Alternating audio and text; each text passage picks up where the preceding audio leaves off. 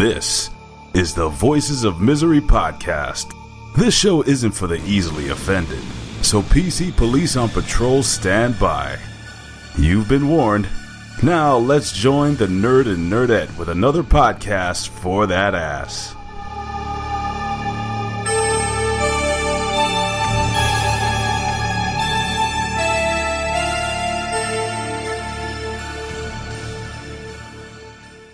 Hey everybody, what's going on? It's the Voices of Misery podcast. I'm of course the nerd, and I am solo today. My co-host is not in on this one because I'm doing an interview. And today I'm very excited about this one. I actually found out about this website, Horrorfam.com, through a mutual friend named Josh. He wanted me to say his name on the air, so there you go, Josh, Mr. J-Tech himself. He actually found the website here because he's an aspiring writer, and he wrote a blog for the website, and he told me to check it out, and I did. And immediately I'm like, hey, this is a match made in heaven. I love horror movies. I'm a true movie nerd. This is for me. So I've been checking out the website, waiting for it to launch, which it did on October 1st. Very fitting because horror, Halloween. Perfect, right? Anyway, we have the proprietor, owner, CEO of the website, creator of this whole thing, Miss Lauren Spear on, and I'm going to bring her on right now. How you doing, Miss Lauren? Hi, I'm doing really well.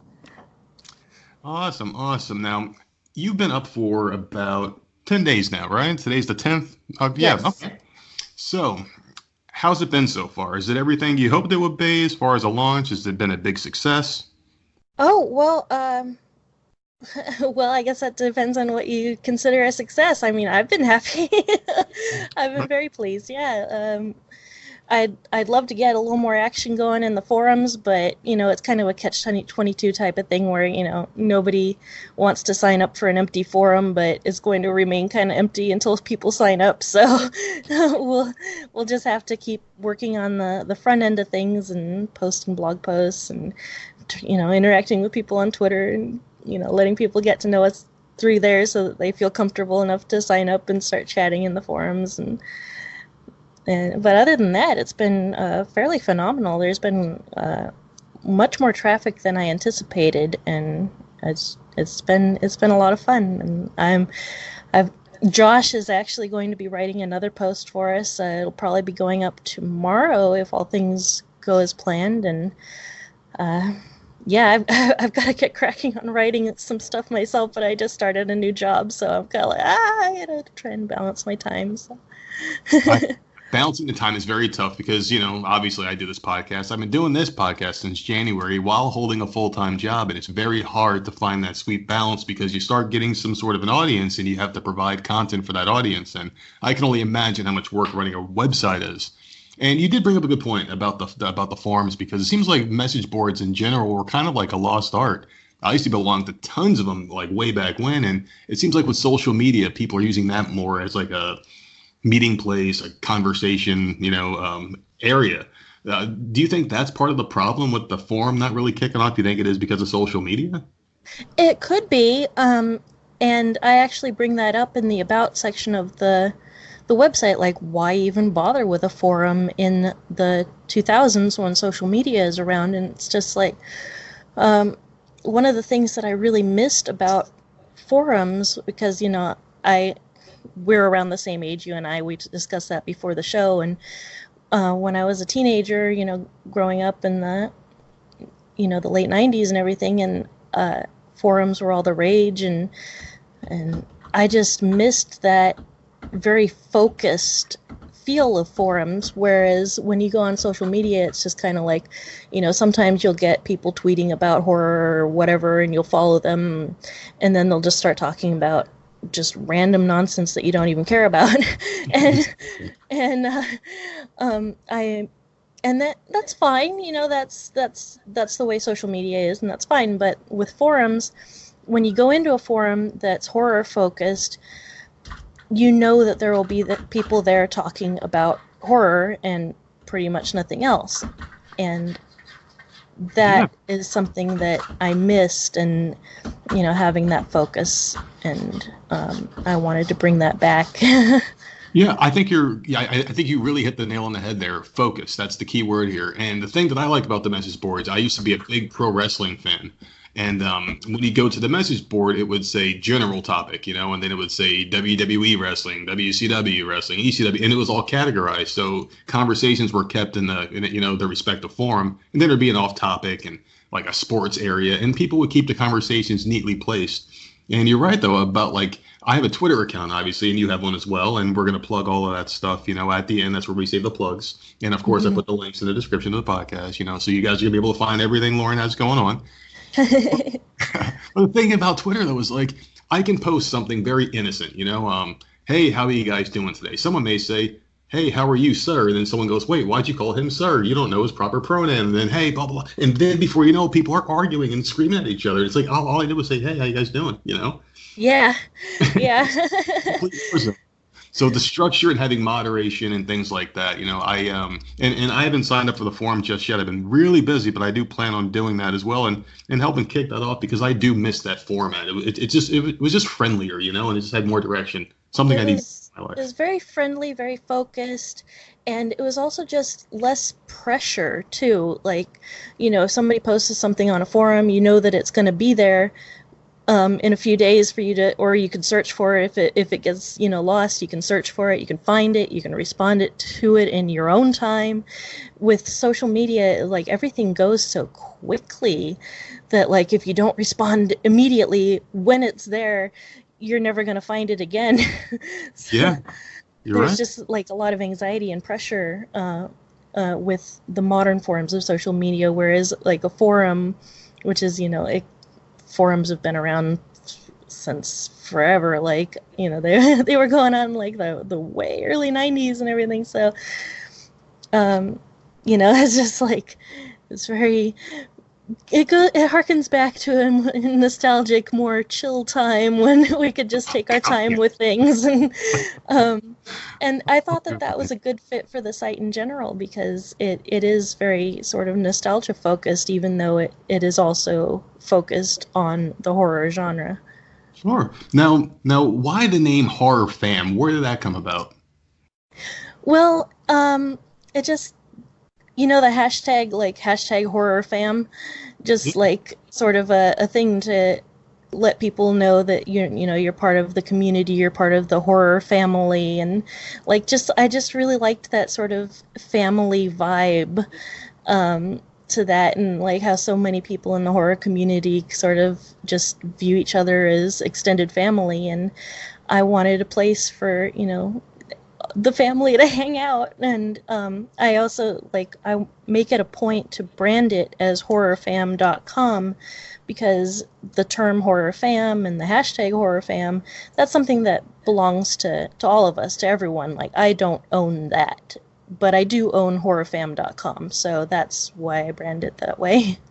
I think that's awesome. Everyone needs a sense of community, a sense of belonging, a quote unquote tribe, if you will. Just a group of people that have a common purpose. It kind of reminds me of a bar. I don't know if you ever saw the sitcom Cheers. Where everybody knows your name. That's why I kind of that's why I really like forums because it's Lauren Spear so and so or whatever your username on there is, and you go in there, you make a post. Oh, hey Lauren, how you doing? And it's like everyone knows each other because the screen name, the avatar, the quote under their or their signature. Yeah. It's been a very long time since I created one of these things. But it's like you know them, you associate their screen name with their personality. And I was a part of this one forum. It was a PW forum, as it used to be. And I was a member of that thing for 7 years. And there was a reputation bar, people would give you rep and you would just be like a superstar. I would log in and I'd say, hey guys, and everyone would, hey, what's going on? And it really felt like you belonged to something. So I really do think that the Horror Fam name is really cool and is fitting with what you're trying to get, the mission you're trying to accomplish. So I think it's awesome. Well, thank you. Yeah, I just, recently, the HMA, which was the Halloween Mask Association, they had a forum that had been up since forever, and they very recently, maybe a week or two before Horrorfam.com launched, they finally went under, and it was just oh man, another relic of the past just kind of disappeared, and that was one less place for horror fans to get together and hang out, and now it's gone, and it's like, oh well, I'm here. Well, maybe some of those, those people are more than welcome to come over to Horrorfam.com. We've got a section on monster masks, and all the refugees can come over and find a new home at Horrorfam.com. Yeah. It's so sad to see all these places that focused on horror just kind of going under, and it makes me a little nervous, but I think that, I have my own motivations for keeping it around as long as I possibly can. So. Yeah, well, why do you think that is? Why do you think that like all these horror sites are shutting down? I mean, I have my own theory, but why do you think that is? It's mostly financial, at least from the ones that I know personally. It's mostly financial. They just can't keep up with the costs of running things, either from literally a financial cost or just the time cost that, it takes a lot of work.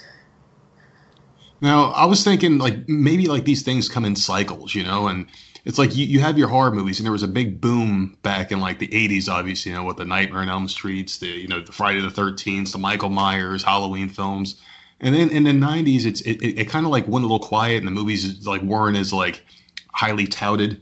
And then like the mid 90s, like the slasher films kind of took over. And I don't know about people out there listening right now, but it really irritated me how they would brand some of these movies as horror, like what the hell was that? Freddie Prinze Jr., Sarah Michelle Gellar, Jennifer Love Hewitt. That one, though, it was like a slasher film. Oh, I Know What You Did Last Summer. Thank you. Yeah, and they were trying to say that was horror. I'm like, no, this isn't horror. But that became the new horror, and then it kind of got popular in that genre, the slasher genre, slash, whatever, like teenage, they called it horror, the teenage teeny bopper stuff, And then it got popular again. I just think these things just come in cycles. So we just need like the next big franchise to come out.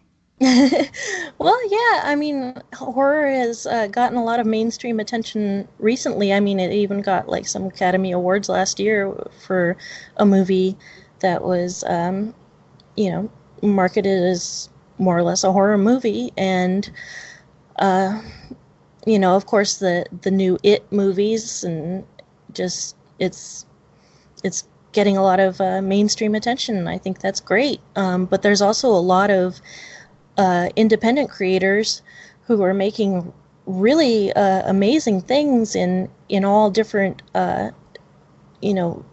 forms, like art and podcasts and movies and shows and comic books, everything, who are getting a little bit left behind, because as wonderful as it is that horror is in the mainstream eye again, I'd love for those independent creators to get more attention too, which is one of the reasons why there's a section in the Horrorfam.com forum that encourages creators to, freely share what they're doing and, get that free advertising in front of an audience that is already predisposed to love the genre.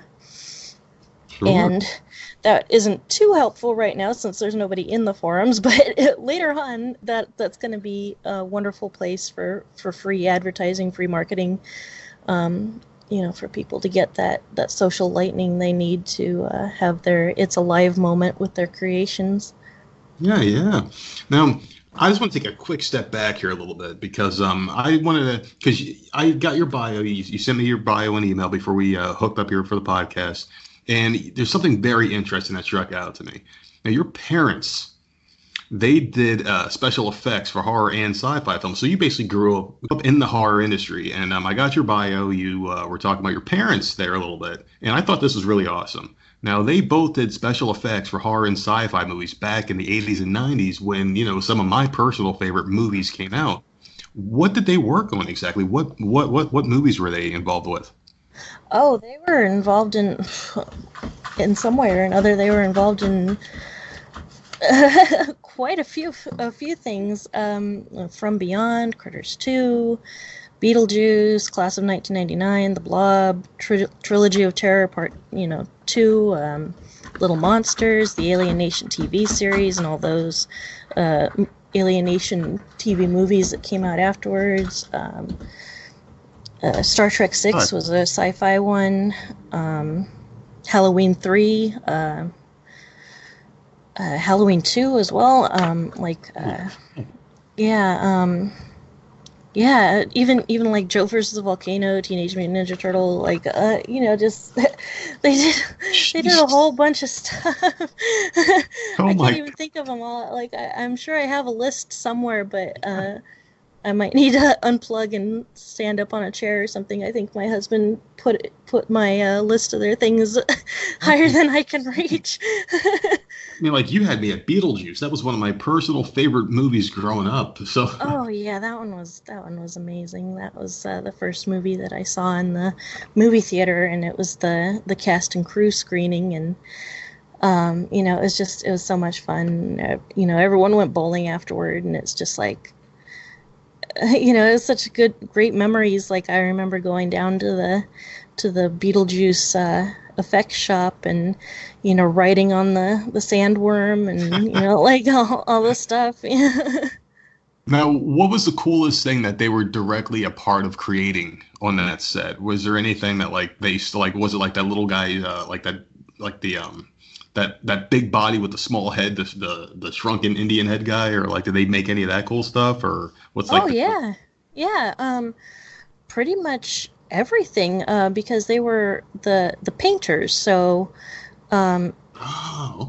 They other people would sculpt the props and whatnot and the appliance pieces and everything, and then they were the ones who would go through and paint everything. And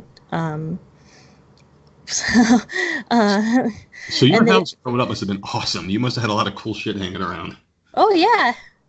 We still do. Actually, my husband and I live with my parents because living in Los Angeles is kind of way too expensive for newlyweds to manage on their own. So we live with my parents, and they still make things for private collectors. So, like the other day, my mom just walked by with like a Timberwolf mask, which is like a Don Post mask from back in the day. It's a kind of a white werewolf, and she just walked by with that, and there's always things passing by our room. It's just like my dad's always walking by with like a head on a stick. So. Oh my God. So wait, so growing up in this household with like severed heads, like werewolf parts and all this other crazy stuff. Yeah. I mean, like how scared were you walking around as like a 4 or 5-year-old girl and like you see like a severed hand just like crawling around on the floor, Oh no, I wasn't scared at all. That's actually one of the things that it's real life is frightening, but like horror movies and stuff have never scared me. I've jumped. I jump at jump scares because I'm naturally a jumpy, nervous person, but I get the jump but not the scare, like horror movies have never really frightened me. I've always found them very comforting. Like when my dad was working on Critters 2, I would go to that shop and play with the critters, and I would walk up and kiss all the critters on the critter ball that I could reach, and it was just like it's not frightening. It's like, these are my friends. Oh my God, I can only imagine how cool it must have been. So what about your friends coming over the house? Were they horrified by some of the stuff that they saw, or did they just take it all in? Oh yeah. So cool.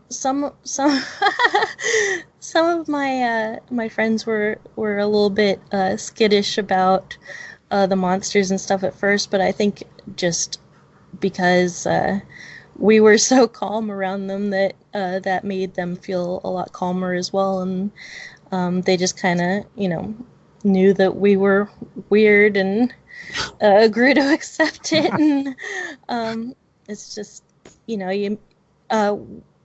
when you have a child in that environment, you just kind of make it very clear, like, these are fake, nothing to be afraid of. Everything, this is just a a weird looking little creature, and he's not going to hurt you, and um, it just makes it normal and okay. You guys must have had the coolest looking house every Halloween. Oh yeah. Imagine. So we also had the coolest looking house at Christmas too. Like, like we love all the holidays. Like we're we're generally just, like a lot of people think like, oh, you're in the horror industry, you must be very morbid and creepy and everything. Is like, yeah, well, a little bit, but we're also, we love Christmas and just. So how did your family like get into the business? How did this start? Because you did mention the legendary Don Post, and his nickname is the Godfather of Halloween, because he, if I'm not mistaken, was the one who created the William Shatner mask that later became the Michael Myers mask. That's correct. Mm-hmm. Awesome. So how did they get hooked up into this business? Well, actually, there's a book. My parents were a part of Don Post Studios for over 40 years, and there's a book by Lee Lambert about the history of Don Post Studios that goes into quite a bit of detail about the studios in general, and my parents in particular. There's even like quite a few pictures of me in the book, as I found out after it was published. I was like, oh, hey, it's me as a child. But my dad, as he says, just kind of fell into it bass-ackwards, and then ended up being there off and on for over 40 years until they shut down in 2012. And my mom was more of a kind of like a fine arts person. Like, she did a lot of painting and sculpting and things like that. And she wanted she wanted to get a job that involved painting, and saw a job ad and answered it, and it ended up being for Don Post Studios. And yeah, she's been doing 40 years. Oh my goodness. And it's just a different time back then, because most people can't even hold a job for 4 years or 40 weeks even, you know what I mean? It's absolutely nuts. So the fact that they stayed with them for that long just kind of shows that they did a great job, obviously. And I see here too, and I got to ask you this, okay? It says that you dipped your hands in the blob. What the heck did they make that thing out of? How exactly did they make the blob? Like what was it? Oh, okay. So basically, it was silk that was airbrushed, and it was like a big piece of silk, and it had a bunch of little pockets on it. And the silk got airbrushed, a nice pink color with a bunch of veins and cool things going on with it. And then the blob, like the slime part of it, was just an obscene amount of methylcellulose, which is it's used in some foods. It's just kind of like a food slime, but yeah, methylcellulose. Right. And it was like pink tinted, and then whenever they'd have a scene with the blob, they'd pour a whole ton of methylcellulose onto the pink silk, and there would be people underneath it kind of manipulating the silk to make it look like it was, blobbing around. Yeah. And it was sort of terrible for the people working on it, but it looked awesome on film. Yeah, it really did. I mean, I thought that looked phenomenal in the movie. I mean, like, some movies don't age well, and like that's probably one of them, because like you can definitely see the cheese factor in it. Before its time, it looked phenomenal. And yeah, it's got some of the best death scenes in any horror movie, in my opinion. Like, it's really awesome. Yeah.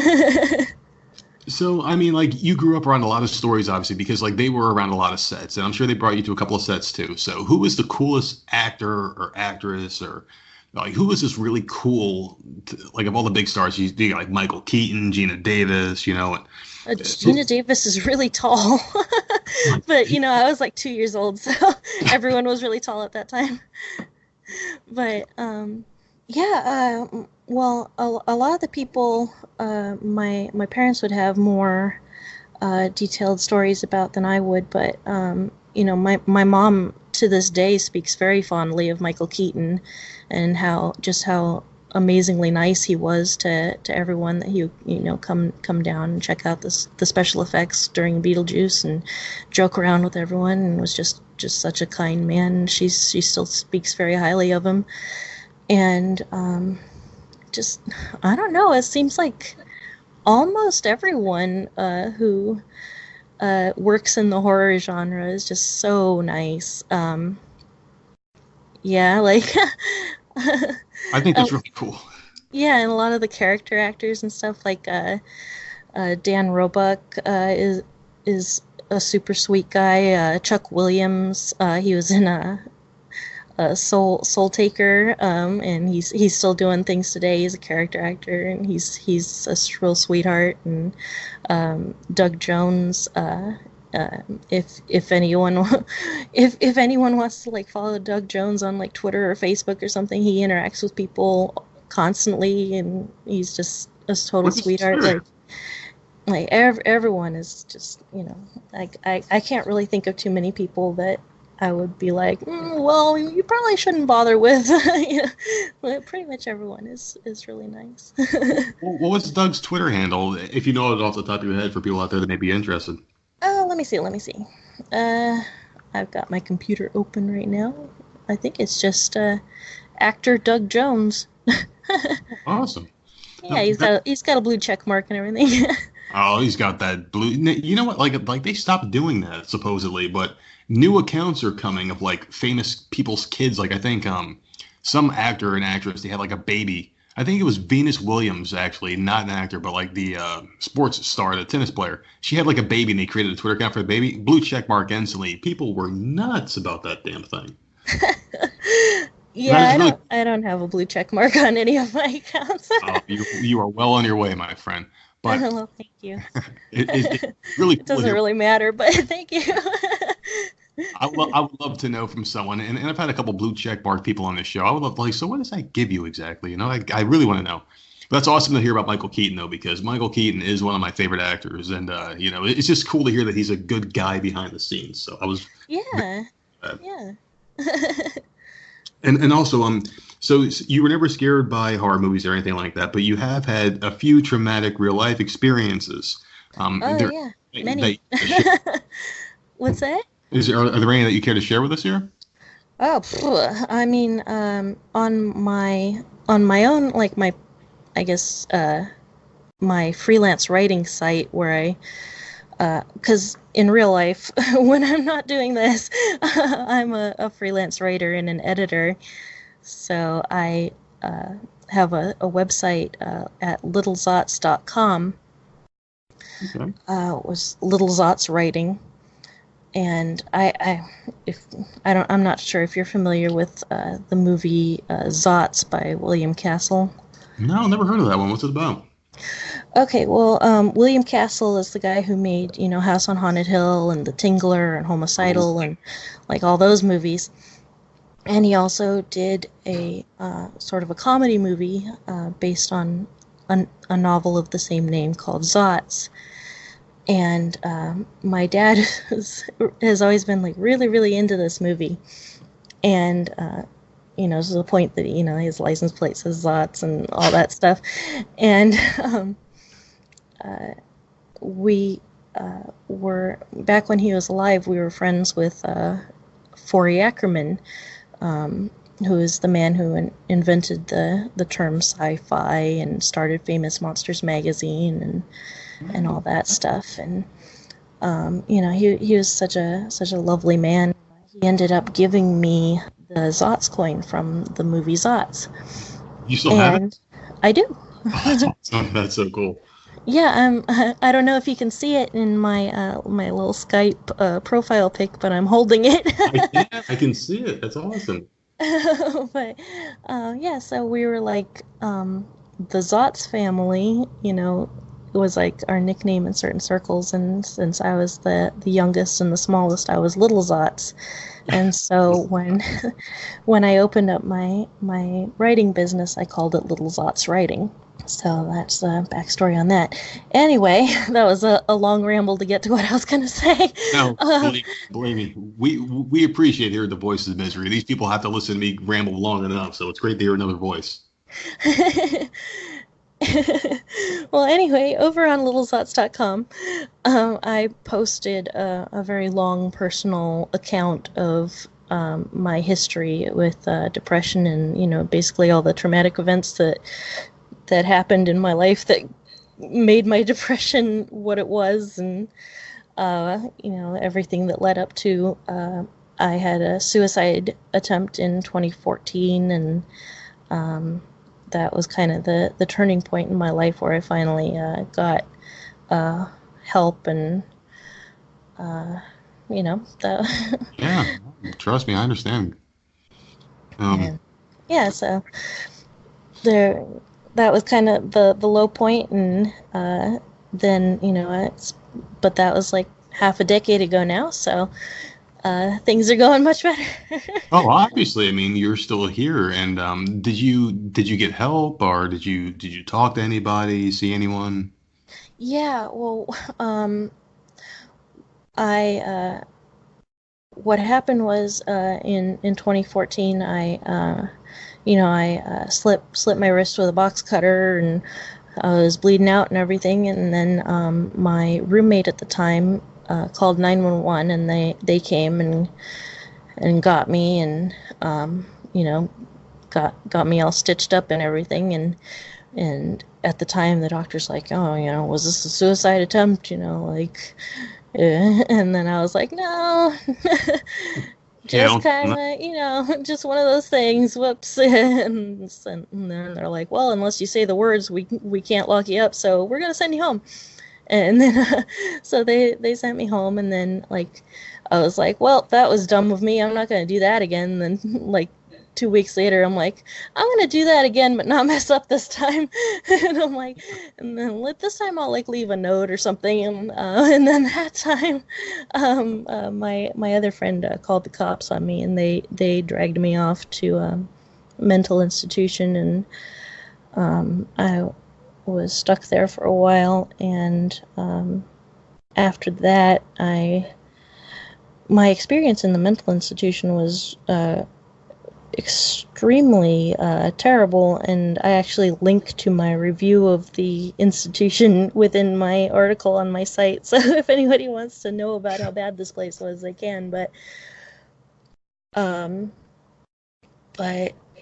that kind of, even though that place wasn't especially helpful for me, seeing the other people who were trapped there and dealing with their own struggles and talking to them made me want to better myself so I could help other people. But I realized that I can't help anyone if I can't even help myself, so I put in the work to work on myself, and went through I was on medications, and went to years and years of therapy, and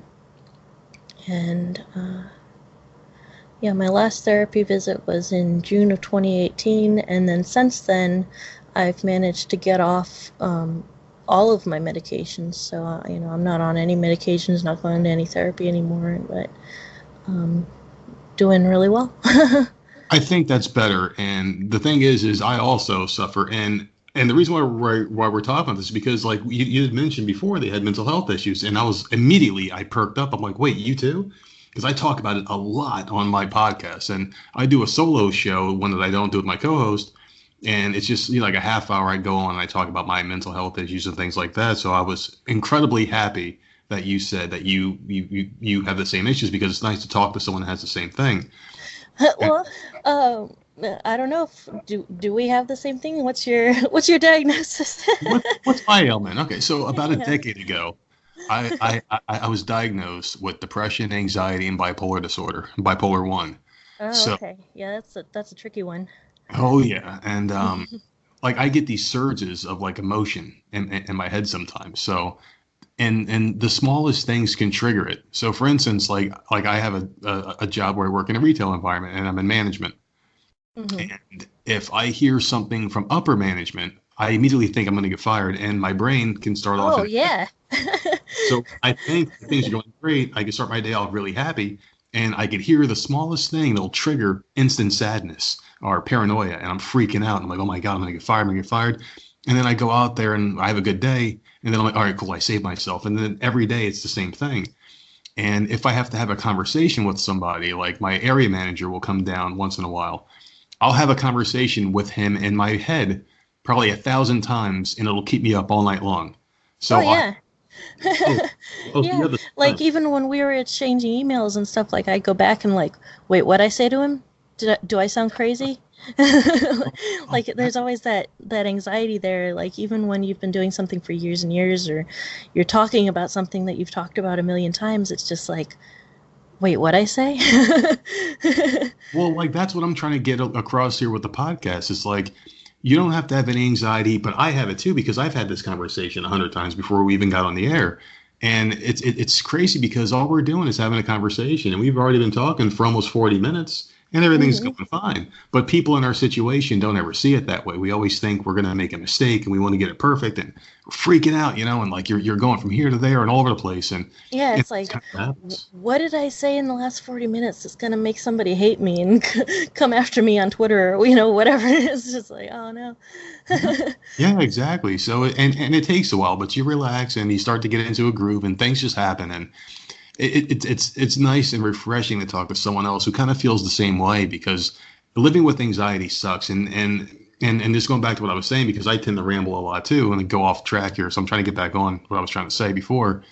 It was about a decade ago. I was diagnosed with all this stuff. They gave me like a handful of medications. I can't even remember the name of all of them. I remember Zoloft was one of them, and they gave me a couple other things with really long names that I can't remember. And I was taking them for a while, and the thing about the medication was you have to take them every day for a certain amount of time before it starts to kick in.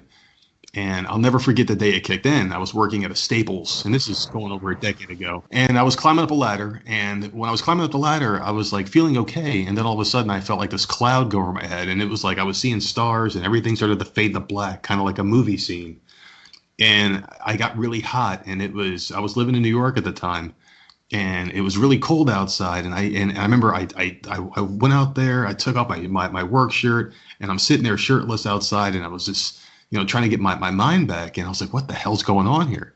And it was the medication. I was having all sorts of weird, crazy, explicit dreams, and I was like, wait, I was less crazy without these things, so I stopped taking them. And I don't know if you had the same kind of thing, because you said you're off medication now too. So I kind of like to get your perspective on what medication did to you. Oh my gosh. Well, I was on the medication, it turned out, for much longer than was recommended, and I go into that on that lengthy blog post I mentioned as well. And just, it's so weird because like I was mostly on SSRIs, which they're now finding out work about as well as a placebo. And it's like, well, it's like, Yeah. but they have just a whole host of side effects, and it was one of the weirdest ones that I had personally. I was on Lexapro was the one that I was on, first, and never got off until earlier this year. And I had they lumped on a bunch of other stuff in between, but that one was just the constant one. And one of the weirdest side effects for that one is sometimes you'll just get random fits of yawning. Like you could be invested in the most intriguing conversation you've ever had, and you'll just start yawning like you're bored out of your mind. And it's just like, it was really awkward because like, and you couldn't control it, you couldn't stop it, and it would last for several minutes sometimes. And it was just like I'm so sorry, you're so interesting, but I can't. Oh, like yawning doesn't necessarily mean you're tired. Do you think the medicine like prevented your body from processing oxygen correctly? Because that's why people yawn. They got to take in more oxygen. At least that's what I thought. I'm not sure. Like it's a fairly common side effect I found out later, but it was definitely the weirdest one. But man, those medications, like the side effects were just like, oh man, like I was starting to rack up some serious medical bills from trying to treat all the side effects from my medication that was supposedly making me, sane. So I was just like, oh man. And then I had weaned off of all of the other ones, but I stayed with the Lexapro because I'm like, well, these side effects are a small price to pay for keeping myself sane. But then in May I lost my insurance, and then I was like, well, that's a sign. So that's when I quit cold turkey. Oh, that's hard to do, to quit the medication. Oh yeah, it was rough, and quitting the medication was really that was hard. I should go back in and update it because I got through the main symptoms were over. Main withdrawal symptoms were over in like about 4 days, and then it was just like little things that didn't really matter too much, like very vivid dreams and whatnot went on for a couple months. But about almost 2 months after I quit cold turkey, I ended up with like a very weird thing where I couldn't eat meat because it just tasted rotten and weird. And I love meat. Like, I'm not a vegetarian at all. Like, I'm totally into, like a good rare steak and everything.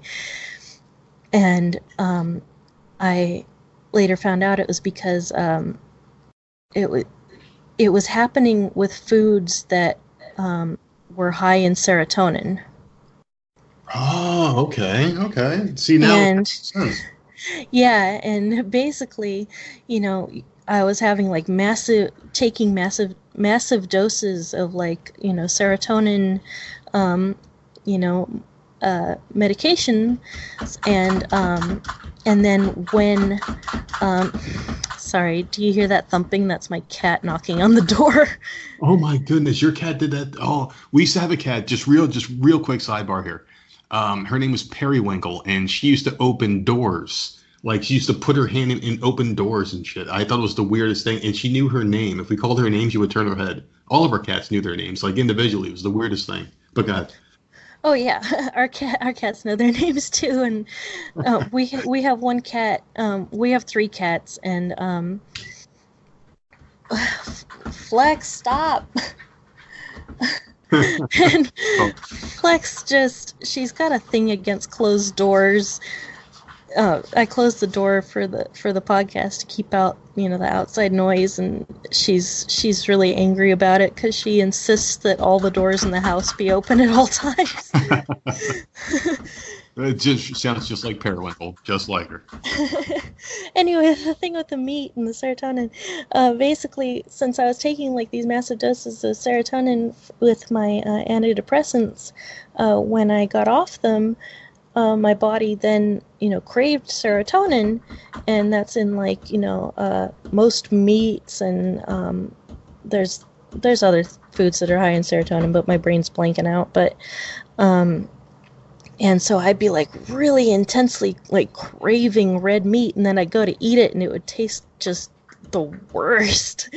And I was so angry and I couldn't understand what was happening. But basically, in order to counteract that, you have to have like a balance of dopamine to digest the serotonin properly when things are like unbalanced. So my husband and I ended up joining a gym, which we were gonna do anyway because we're fat, but but we ended up joining a gym so that I could go and like exercise really hard before meals, so that the meals would taste right.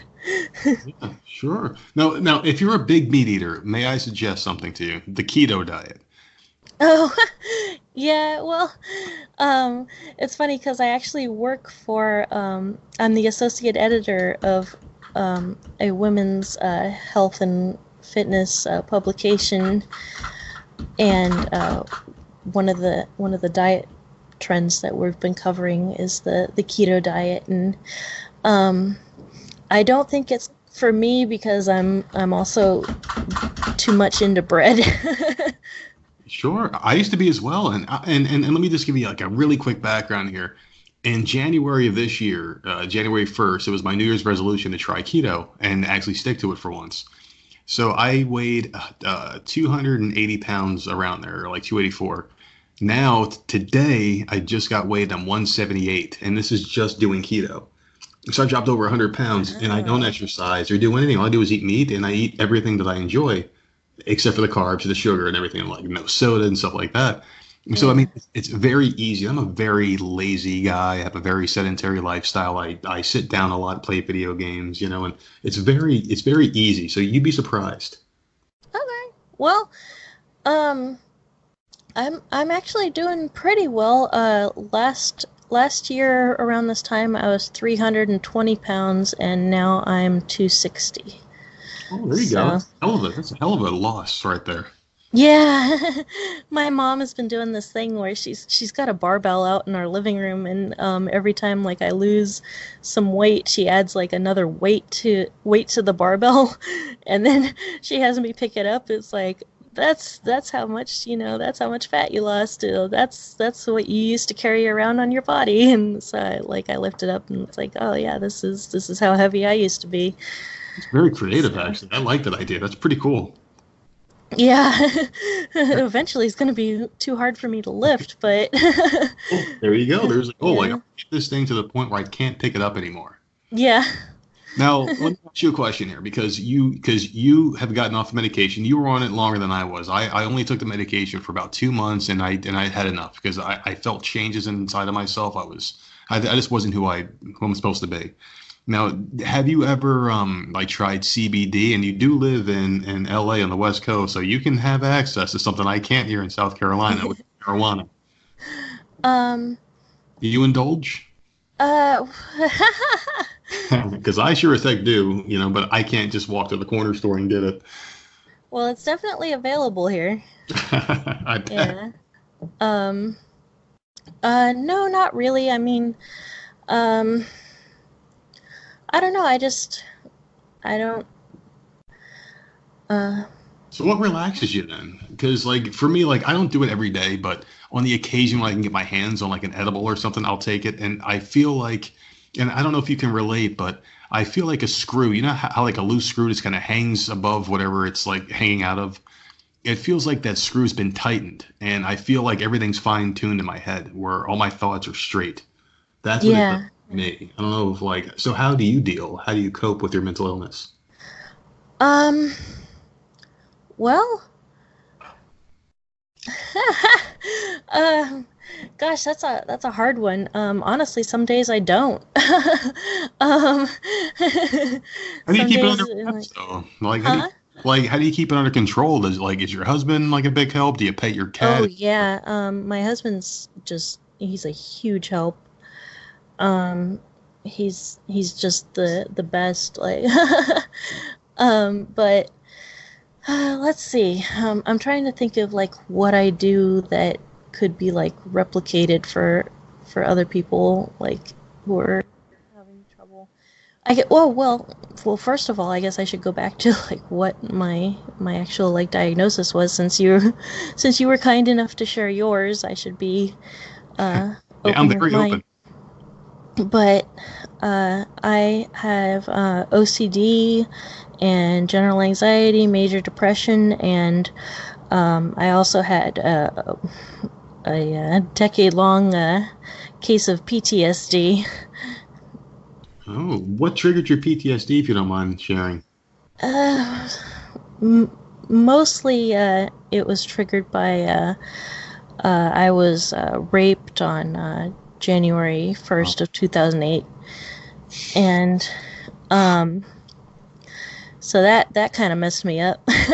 Well, I mean, yeah, that's understandable. Yeah. But well, I'd always had kind of like underlying like twinges of, you know, PTSD like symptoms because for me, I was born without my right hip, and it wasn't really discovered until I got to the age where I was supposed to be walking, and I wasn't walking because I didn't have a right hip. And so when they found that out, I ended up, you know, getting a hip replacement surgery through bone grafting, and that left me in a full body cast for about 18 months. Oh my God! And so I didn't even start walking and everything until like much later on in my life. You know, I was still very young, but it was later than most normal people would, you know, so my development was a little late in some areas. And then but just you know, going through that intense like surgery and the pains from surgery and things like that kind of like really messes with your psyche. That So it does. So you know, just a series of traumas throughout my life that led to you know, being a little weird as an adult. And then but when I first went to the PTSD specialist, they have you take like tests every you know, couple weeks or whatever to like judge like what percentage PTSD you have. And when I first went in, I was at like 94% on the medical scale, and then by the time I got through with the treatments, I was at like a 3. So that's all taken care of. That's all good now. Now, what is the scale though? Because you said you're a 3, but what is the scale like? Is a 3 good, or is that in the middle?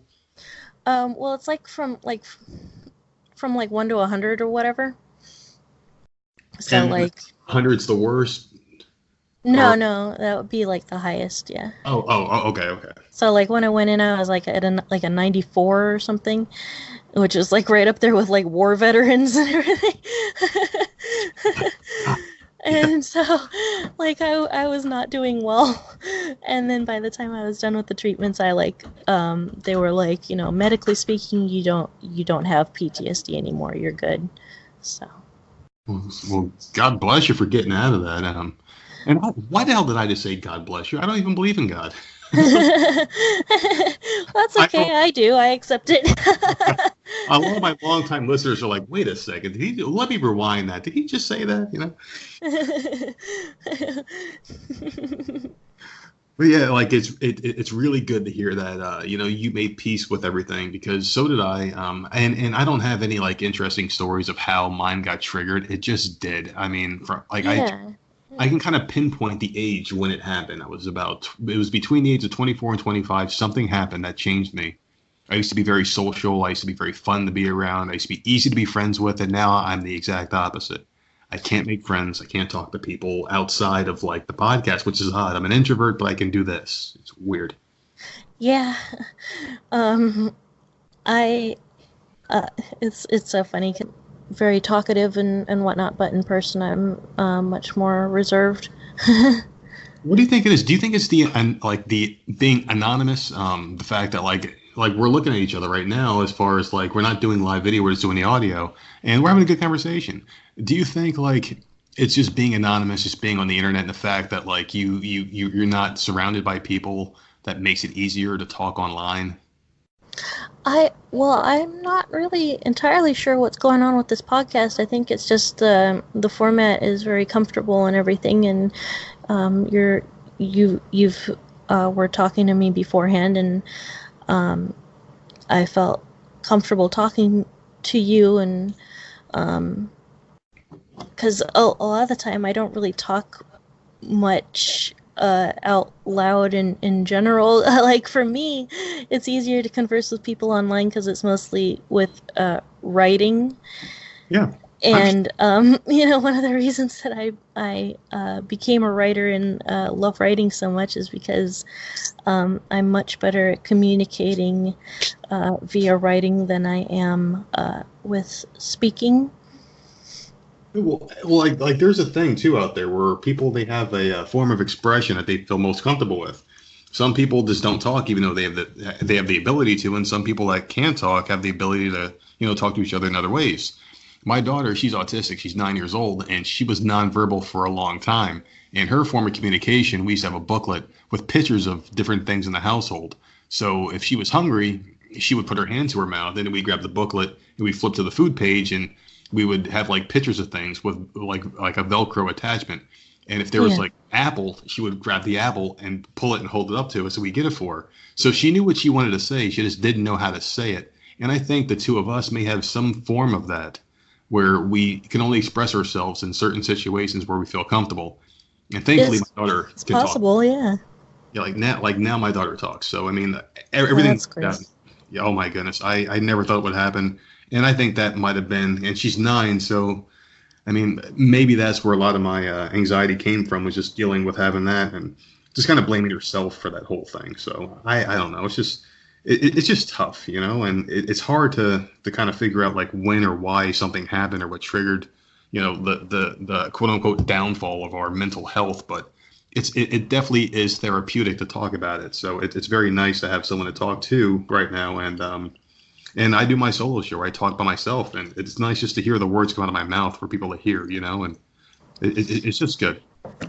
Yeah, I mean, I try to be as open about it as I possibly can, especially like, I'm not like a phenomenal success or anything, but the more successful I get, I feel the more important it is to be open and honest about, these struggles, because I never want people to look at me and be like, oh, well, she doesn't know what it's like. She could never understand, and like I could never do what she does because she's so perfect or whatever. And it's like no. Like like there was somebody that wrote to me a while back who was very enamored with my website, and was just going on about like my blog has won several awards at this point, and like I could never do what you do because I have this, that, and the other mental health thing. And it's like, no, well, me too. Well, that's good. You're giving people inspiration. I hope so. It's just, I don't know. It just, I don't want to get like too political or anything because it's gonna get me in trouble. But I noticed that on some of your other shows, you were talking about like SJWs and whatnot. Oh goodness, we're gonna get in trouble here. But go ahead.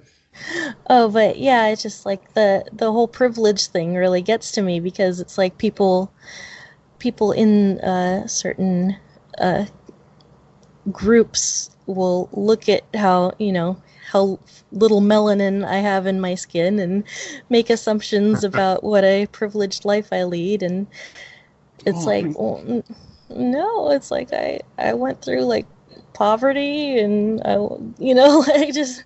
My whole thing with that too is like it's all subjective, and like no one has ever been asked, or let me rephrase it. No one's ever chosen how they were brought up. I mean, like, you're just given a life you're given, and you have a choice in life. You can either be successful or not successful. And here's a quick little story that a guy told me, and it's not really like a long thing, but let me just tell you how it is here. So picture a guy riding a bicycle, right? He stops at a red light next to a guy walking. The guy walking looks over the guy on the bike and he goes, "Man, I wish I had a bicycle." The guy on the bike takes off. He hits the next red light. He looks over at a guy in a beat up car. And he goes, man, I wish I had a car instead of the stupid bike. Guy in the beat up car drives to the next red light. Looks over. Sees the guy in a, like a nice convertible. He's like, oh man, that's a nice convertible. Wish I had that. The convertible goes up. He sees a really, really like a much better car. Like a freaking Ferrari sports car. Man, I wish I had that sports car. The sports car guy drives up. He sees the guy in a beat up car again. He goes, man, I wish I had that beat up car. I wish I didn't have this goddamn car payment. And it's like, no matter what you have, there's always someone that has something you want, no matter what it is. And we all have choices in life to get what we deserve or what we want. Yeah. So, I hope that makes sense. Yeah, it's just, it just seems it's so, I don't know, like, I can't even find the right words to. Oh, I understand where you're going. It's so discouraging to have those kind of like assumptions thrown around, and like I know that I right now, like, my life is very blessed. My both of my parents are still alive, and I just got married in April, and I have wonderful pet cats and 2 pet hamsters, and like I have a wonderful life full of many blessings, but it doesn't mean that it was easy to get to this point, or yeah, we all have our issues. We all do. I mean, I grew up without the best lifestyle, I guess. Like, we didn't have a great house or anything like that. Like I entered the workforce at 14, and oh boy, just like oof, geez, 14. What else did you do? Like work at a grocery store? Or? Oh well. I was working as basically I was working at my high school's cafeteria, but you had to be 15 with a work permit in order to to work, and I fudged my birth date on the on the work permit so that I could get in a bit early, and I said I was born in 1984 instead of 1985, and by the time they found out about it, I was actually 15, so they were like, we'll just let it slide. And, I've been working ever since. Like, I haven't really stopped, so. And now look at you got your very own website, Horrorfam.com. I do, yes. So how about we get into the meat of everything here? I mean, like, we just talked for an hour about life and mental health. It's pretty cool stuff here. And that's the kind of environment that I want. When I started this podcast, I really wanted to have people with just varying lifestyles. And I've interviewed, this guy. He was the writer of the Attitude Era, like the greatest wrestling writer of all time, Vince Russo. I actually listened to that episode. I've interviewed, adult entertainers and just random people, a homeless woman named Mary, and now you. And it's like, this is exactly what I want the show to be, interesting people with different lifestyles. But now I want to get into the meat of this whole thing, because your website is Horror Fam, and this is what brought everyone here. They want to hear about horror movies, and who better to ask than someone who grew up in the industry or around it, Mm-hmm. So let me ask you this, okay? Well, there's probably plenty of better people, but I'm here. There's always better. There's someone better to interview you. There's, there's always someone better. And that goes back to the analogy of the bicycle with the car, with the Mercedes and the Ferrari. Yeah. Everybody wants what, the opposite of what they have, But anyway, so what is the scariest movie in your... Oh, actually, I'm sorry. Before we move on, that would actually be one of the tips that I have for people who are dealing with depression and anxiety is don't focus on what you don't have. Focus on being happy about what you do have. Yeah, exactly. Like, you see, and like, just to kind of like further elaborate on that, in my own personal life, I never wanted to win $1 million. I never wanted to be a billionaire. The only thing I want in life, and as I get older, I'm 37 years old. I just want, and we recently purchased a house about 5 years ago here in Myrtle Beach, South Carolina. Shout out to Myrtle Beach, South Carolina. We have a certain number in our head of, how much we have until the house is paid off. I talk about it in the podcast a lot. And once my house is paid off, and once, like, we get to a certain place in life where we don't have to worry about, keeping a roof over our heads, everything's paid, and To me, that's being rich. That's being wealthy. Is not having to worry about things. You don't need all the money in the world. You just need to be in a place where you're comfortable and you have something that you can give to future generations, like our two girls. If we have two kids, just something to leave to them, just in case they ever get in a bind, they can have this and sell it and do whatever they want, live in it, have it. To me, that's true wealth. I don't know what your definition would be, but to me, that would be. Oh yeah, absolutely. Just having that security of like everything's okay. Like we have a roof over our heads. We've got food in the fridge. Like just having that that level of security is more than enough for me as well. And like whenever I'm feeling whenever I'm having like a bad mental health day with anxiety or depression or whatever, and just practicing gratitude, like as cheesy as it sounds, practicing gratitude is just a huge help. Like there's always something good about your day. Like even like I always just start off with like, I drank clean water today. Like, I drank clean water today, and then I can usually use that as a jumping off point to find other good things about the day. Like I drank clean water today. Both of my parents are still alive. My husband is awesome. My hamster is super cute. Like those are just like a few things off the top of my head right now. Like, well, and the thing about that is the people that don't understand, that don't have mental illness, it can take the smallest thing to set us off, but it can also take the smallest thing to get us in the right frame of mind. So like you talk about your hamsters, your husband, drinking clean water. I have certain small things too. Like I wake up in the morning and say, hey, my bills are paid. Hey, I'm not behind. Yes. Hey, I have $1 in my pocket. And that'll start the stuff right, Yeah, like this morning I was just kind of like, oh man, this, that, and grumbling about this and that, and my husband was like, hey, we don't have to worry about paying our bills until December, and I'm like, oh yeah, we got this taken care of. We're ahead of things for once. That's awesome. And then all of a sudden I was like, ping, like, oh, life is great. It doesn't take much to set us off or get us happy, and that is the best part about being who we are. Sometimes I feel like crying, and like I'm a 37-year-old man, and like I consider myself to be like a guy's guy, I guess. Like I watch UFC fighting and things like that, so I guess it makes me a real man, even though I, I buy my meat at a supermarket. I don't go hunt for it. That's about as manly as I get, is just saying, oh, I watch fights.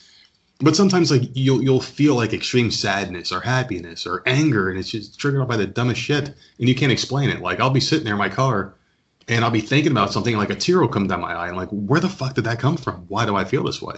Yeah. It's definitely is, it can be really, really hard, but I think it also helps to empathize with others and with the world in general. Just those small victories where you can get them. Just having clean water, having your bills paid. Take them where you can get them, and just feel the overwhelming joy that comes. Just learning to, like, when you have depression, the sadness is so overwhelming that learning, especially if your depression is situational, like if it's brought on by your environment or things that have happened to you or to others, and when you're surrounded in such sadness, it's so important to just grab on to happiness wherever and whenever you can find it, and just really hold on to it, and like, everything you're saying makes perfect sense, because like that's why people have emotional support dogs. You see them on airplanes, you see them in grocery stores. Like people just need to pet something, like they get some kind of sensory overload by that. Like me, if I hear a song that I like, there's certain songs that just trigger joy. And if I listen to them, like, all right, I'm ready to go. And then something might knock me down, something stupid, and I gotta, kind of just try to recalibrate the juices in the brain, if you know what I mean. Yeah, definitely.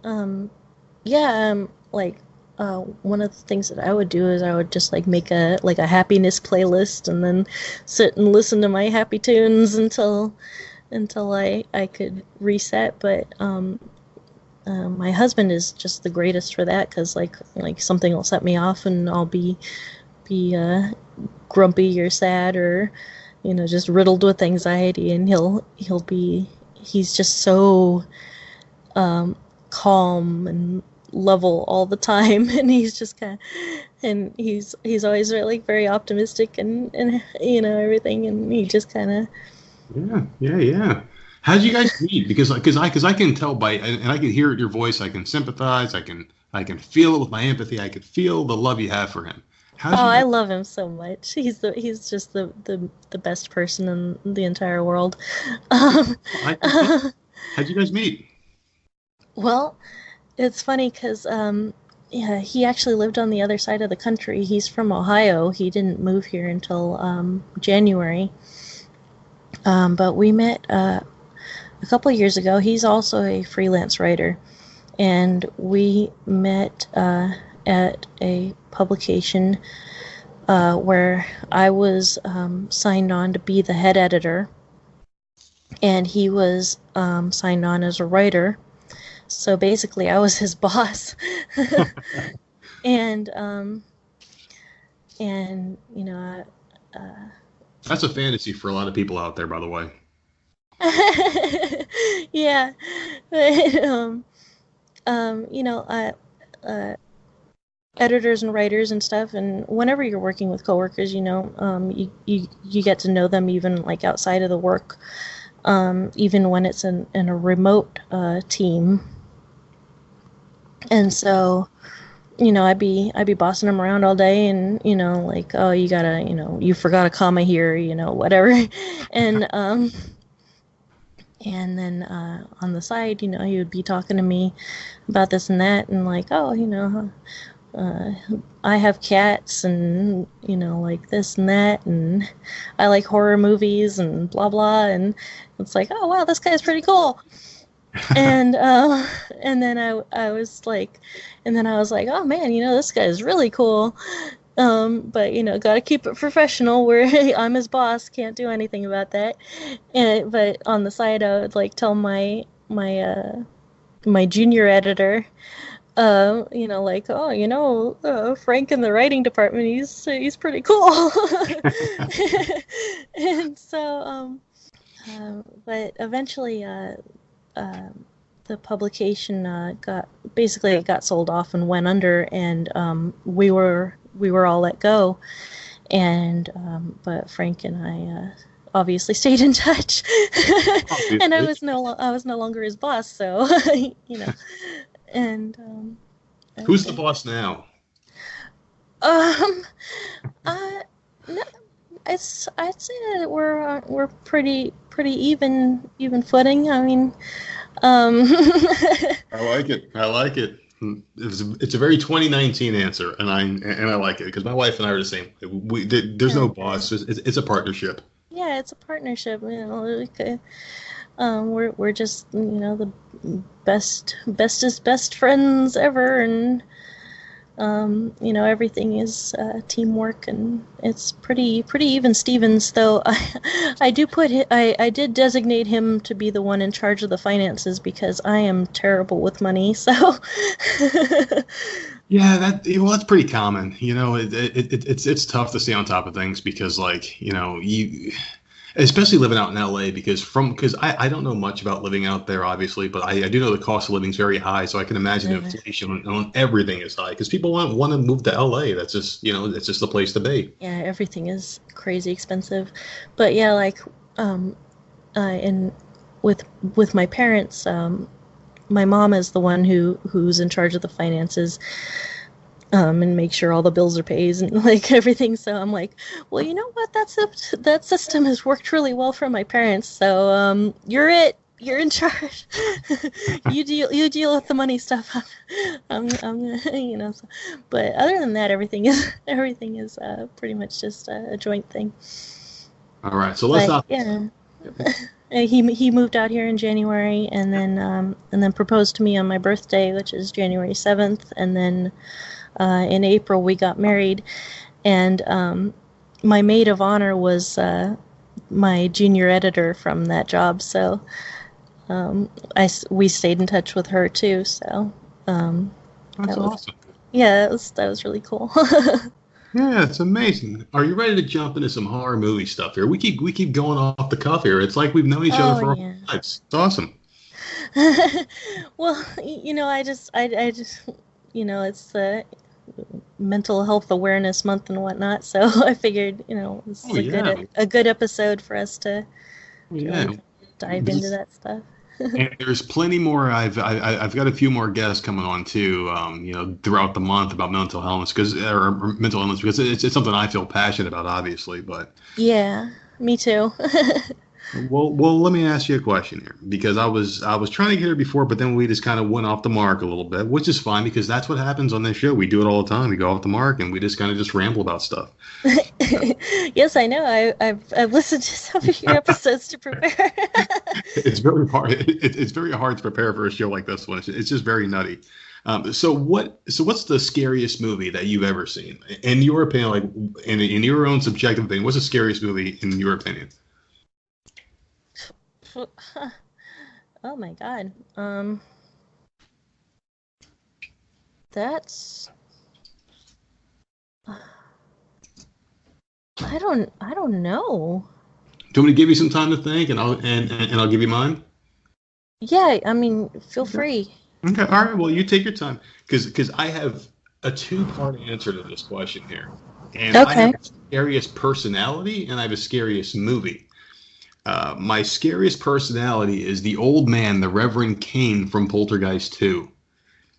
He scared the living shit out of me. And when I was a kid, old white men scared me that looked like him because he had this one scene where Craig T. Nelson and Joe Beth Williams were in their house and they were arguing. And this is when the dad of the family was starting to get a little like crazy and he was starting to get possessed a little bit. I think this is after he drank the beer with the worm inside. And the Reverend Kane comes by and he's like singing this song. He goes like, "Here we come from behind," or something like that. He goes up to the door and he goes, "Hey, how you doing, friend?" He goes, "Let me in. Let me in." He's screaming. And I'm like, holy crap. And then they were playing this song and you see a flashback at him like and when he was the crazy reverend getting people to commit suicide in the caves or whatever it was. And it scared the shit out of me. And even now talking about it gives me goosebumps to this day. It, like elicits this feeling inside of me from when I was a child. To this day, I cannot watch the movie without getting scared. Oh, wow. Yeah. But that's my scariest personality. How old were you at the time? Oh, well, my brothers and sisters, I'm 37. The youngest sibling to me is 48. So there's an 11-year age gap. So they used to put these movies on to torture me as a kid. And my youngest sister was 11 years older. So when she would watch like Nightmare on Elm Street and those movies, I would be the kid and she would have to have someone in the room with her so she didn't get scared. So she'd make me as a little kid watch with her. So I'd get horrified just to make her feel safe. So she'd have someone else in the room. Even though I was a kid, I couldn't defend her if Freddy Krueger knocked down the door, but I was afraid just to see it, you know? And the other thing would be like, as far as movies go, because like that, he's my scariest personality. But as far as movies go, the scariest movie I've ever seen would probably have to be The Exorcist or Insidious. And it's like a tie between the two because there's a real life parallel as far as like supernatural and things that we don't know is real or not. And I actually do have someone coming on the show who claims to have been possessed by a demon, and he can apparently describe the demon in full detail and like what he saw, and he's going to give and share his experiences coming up in a couple of days here. So I'm looking forward to that one because that to me is going to be really interesting. But when you put in a sense of realism and people, you know, whether they believe or not, religion is a thing, you know, like people believe in God, some people don't, some people believe in demons and the afterlife. No one truly knows the answer. But then you put a movie out there where, you know, that, you know, it's quote unquote real and demons are coming and possessing kids and they're doing all this crazy shit. And then the further and Insidious where there's this afterlife where you relive, you know, these horrible scenarios and you can get brought into it and stuff like that through your dreams. It just brings a sense of like real life. That's why I like Freddy Krueger. Another guy, you fall asleep. Everyone falls asleep, you know, and people have had dreams about him. I did when I was a kid. So things like that really scare the shit out of me. Oh, yeah. It's just, Well, I don't know. It's just it's hard for me because I never really I love horror movies. I'm very entertained by horror movies. Um I'm often comforted by horror movies. It's hard to find one that actually scared me past, well, God. Just go ahead and say it. I'm a sissy, and you're a lot tougher than I am. Just go ahead and say it. No, you're not. It's hard for me because for me, growing up in the environment, the household that I did, it was always very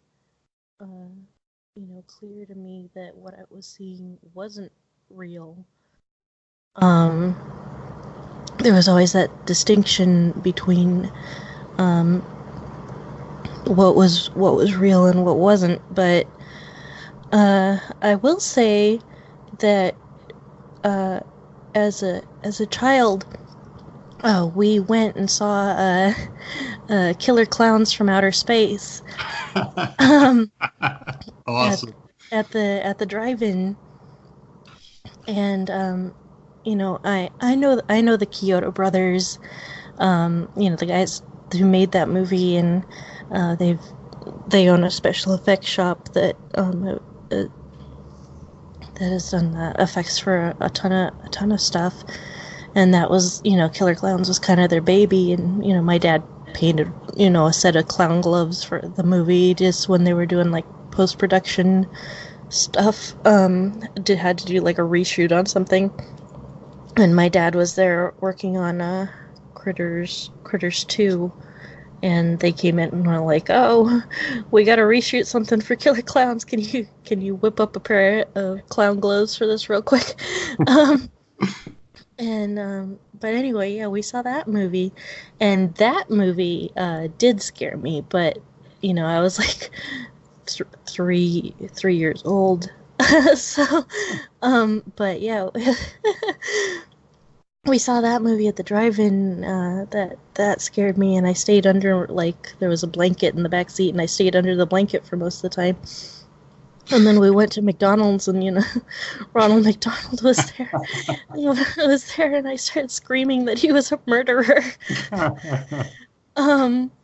So that movie did scare me. It doesn't scare me anymore at all. It's very humorous and a lot of fun. But the Kyoto brothers, Charlie Kyoto is still friends with me now, and he's very tickled that their movie was like pretty much the only movie that scared me. But yeah, no, it's really hard. It drives my friends crazy because they're always like trying to find the one that's the one horror movie that's actually gonna give me a legitimate chill, and I'm just kind of sitting there enjoying them on other levels, and they're all like, were you scared? Wasn't that one scene so terrifying? I was like, well, no, not really. Now, do any of like the quote unquote real life movies scare you, like things like Jaws or anything like that? Or how about like Child's Play? Because every kid had toys and dolls growing up. And, dude, I collect dolls. I do. I have a massive doll collection. I had to sell off a lot of my dolls during hard times, but I still have like a massive doll collection and toys everywhere, and I collect toys. So no, Child's Play is no. I love Child's Play though. That's a great movie. What about Jaws? Did Jaws ever scare you? Well, no, not really, because, large bodies of water scare me because I don't know how to swim, but that also means that I'm not going into large bodies of water, so I'm probably not going to get attacked by a shark. Easily avoidable. Okay, I understand. Yeah, it's just, maybe. It's funny that you mention that. Large bodies of water scare the shit out of me too. It's movies like that and movies where people are like in outer space where you can't control what's going around you. if something goes wrong out in the ocean or outer space, like if you're on like a spacecraft, you're screwed. Yeah. Oh man, like not so much in movies, but like when I play video games, like any of the like underwater levels in video games, like in Tomb Raider, or even like, Sonic the Hedgehog, when you have to go in like some of the levels where you have to go into the water, that stuff like makes my palms sweat. But yeah, I'd say like I've had I guess some even then I'm not so much some scares from like video games more than movies. Like movies are always like there's sort of that distance between myself and what's happening that it doesn't really, get into my scare center. But with video games where I'm actually like interacting with the thing and I'm in control of what's happening. Yeah, that makes sense. Yeah, that sometimes gets intense, but yeah. Well, I feel the same way because there's a game called DC Universe Online that I play, and like in that game you can fly, the power of flight, you can make a superhero, that kind of thing. And there's a couple of parts where you can jump off a really high building, and if I do that, I could feel my heart like rising up in my chest when my character's falling down. Yeah. And I wonder why, because I'm not going to get hurt, but it's like you can kind of like, and I don't know if that has to do with mental illness or if it doesn't. I'm not an expert, obviously, but it's like I can like put myself into the character, whereas I'm the one falling. It's the weirdest thing, and I can't describe it. But the water too, if you're underwater in a video game, I know exactly where you're coming from because it's like you feel like you're drowning, or I find myself holding my breath when the character's underwater. Yeah. Well, I guess it's because, like, when you're playing a video game, well, you're in control of whatever, avatar you're using, whether it's, like, a little blue hedgehog or, Leon in Resident Evil games or whatever. Like, that is you. You are controlling that person.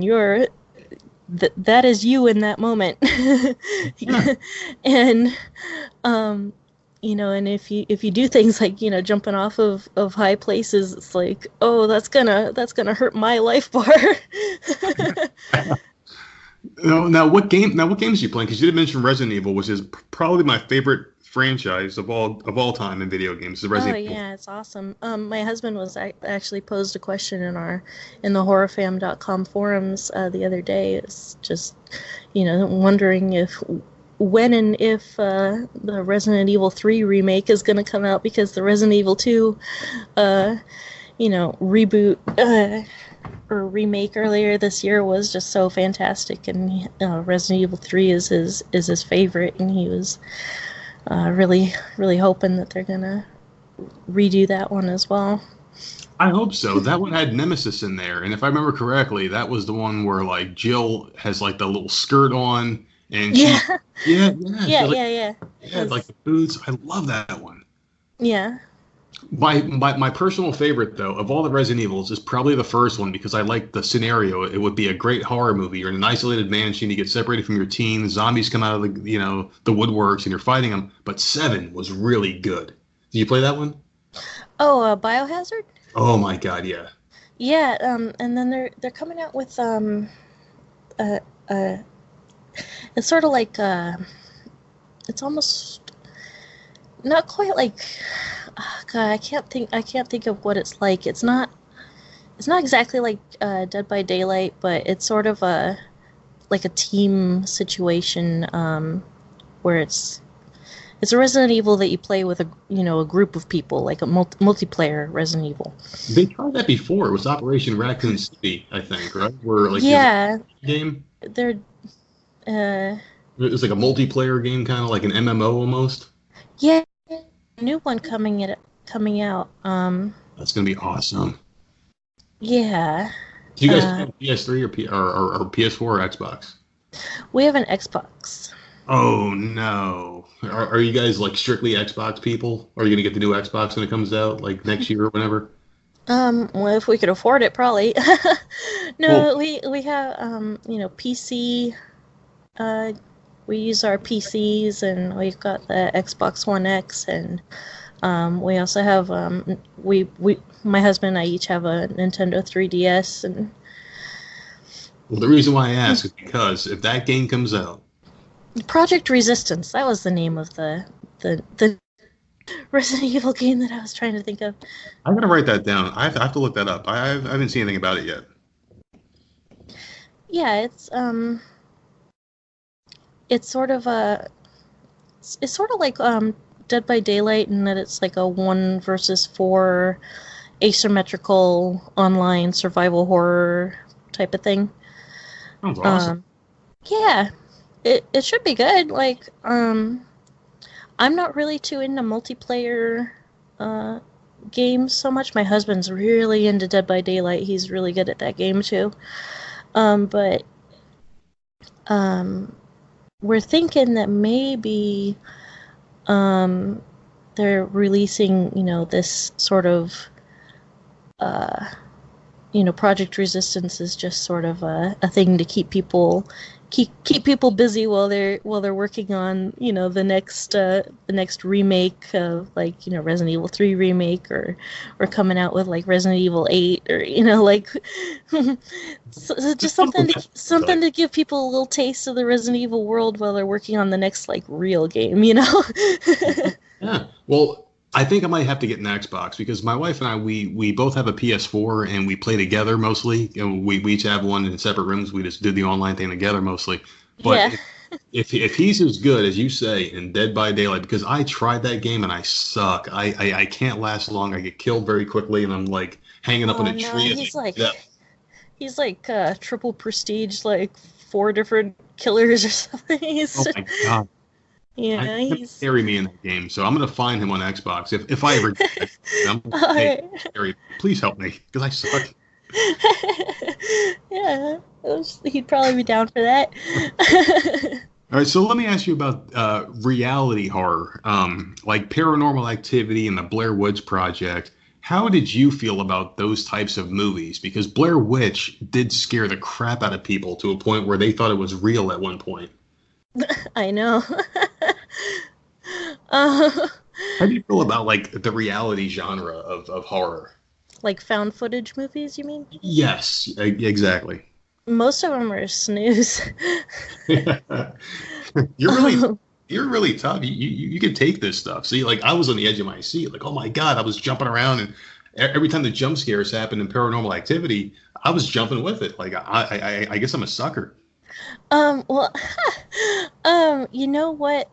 Red Letter Media actually did a wonderful review of the Paranormal Activity movies, and just how they're basically like going through like a carnival ride where you're just kind of going.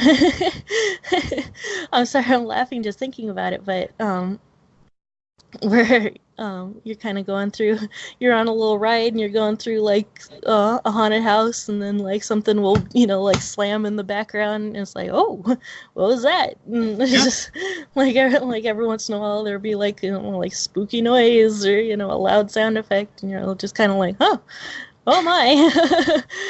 Like, yeah, Well, that's kind of like what I wanted to ask you as well, and I'm glad you said what you said because it kind of segues into jump scares versus real horror. Now, since you know so much about horror movies, you've seen so many, you grew up in the business, do you like automatically disqualify movies as being horror movies if they have to resort to jump scares, or do you prefer the traditional movie that presents real horror, like an Exorcist or like an original Bela Lugosi Dracula film? oh well. Well, honestly, the Universal monster movies, like you mentioned, Dracula, it's just like they're so like important from like a historical perspective. But honestly, as someone who's I was born in the mid 1980s and everything, and those movies are wonderful historically, because of what they inspired later on, but the actual movies themselves are they've got some pacing issues. True, very true. Like I love them, I adore them, but that doesn't like just I don't want to I don't want to like trash talk them or anything. Like I do love them.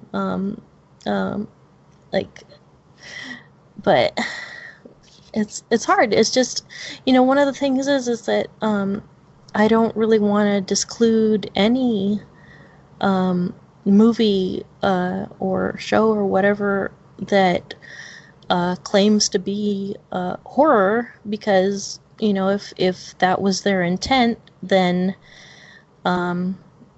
it is.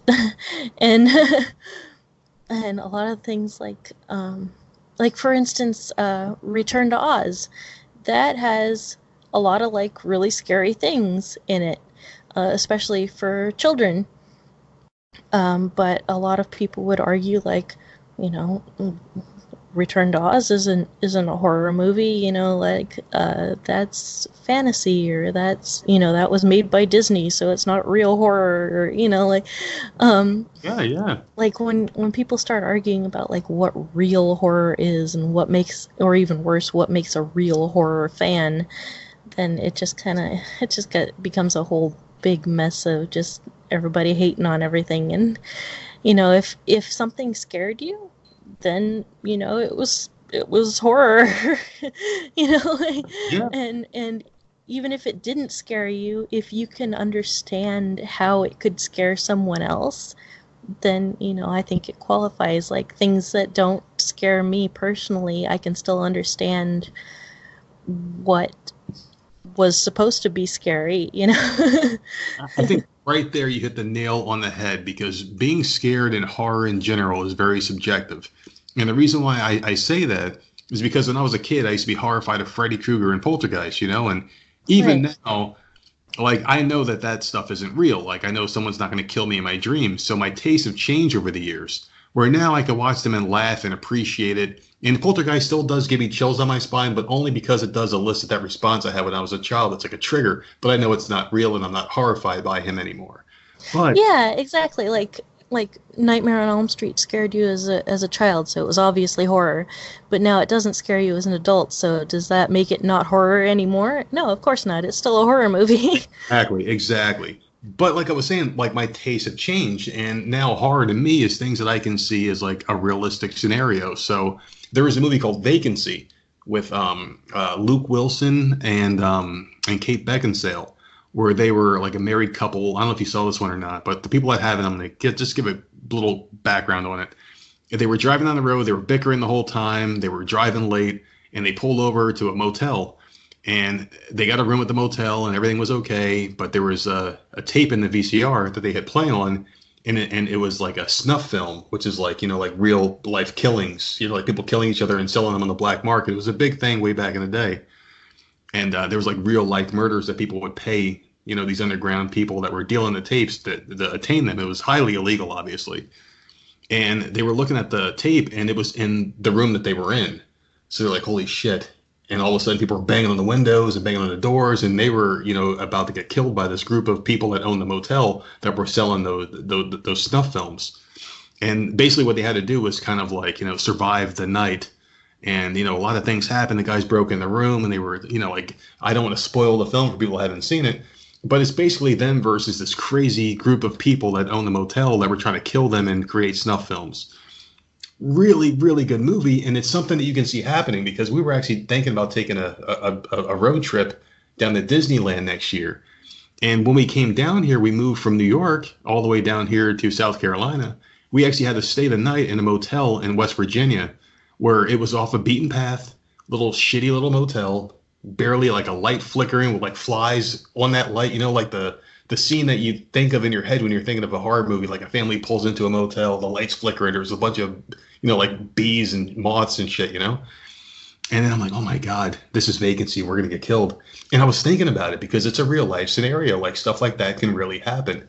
Guys aren't going to kill you in your sleep, but they can break down your door and kill you in real life. So to me, that's how horror evolved for me, Yeah, there's actually Josh, the one who introduced you to me, wrote an article about real life boogeymen, and how they're in the boogeymen of our childhoods have now evolved into more, realistic, people that could probably actually kill you in the real world, So it's a really good article that he wrote, and people should check that out. I'm just surprised he's literate, because I know him in real life. No, I'm just kidding you, Josh. He wrote a fantastic post. Now, why do you think horror movies, well, not horror movies, let me rephrase. Why do you think horror in general has never really translated to television, where we don't have like good horror TV shows anymore that last more than a few seasons? Ooh, that's a good question. I don't know.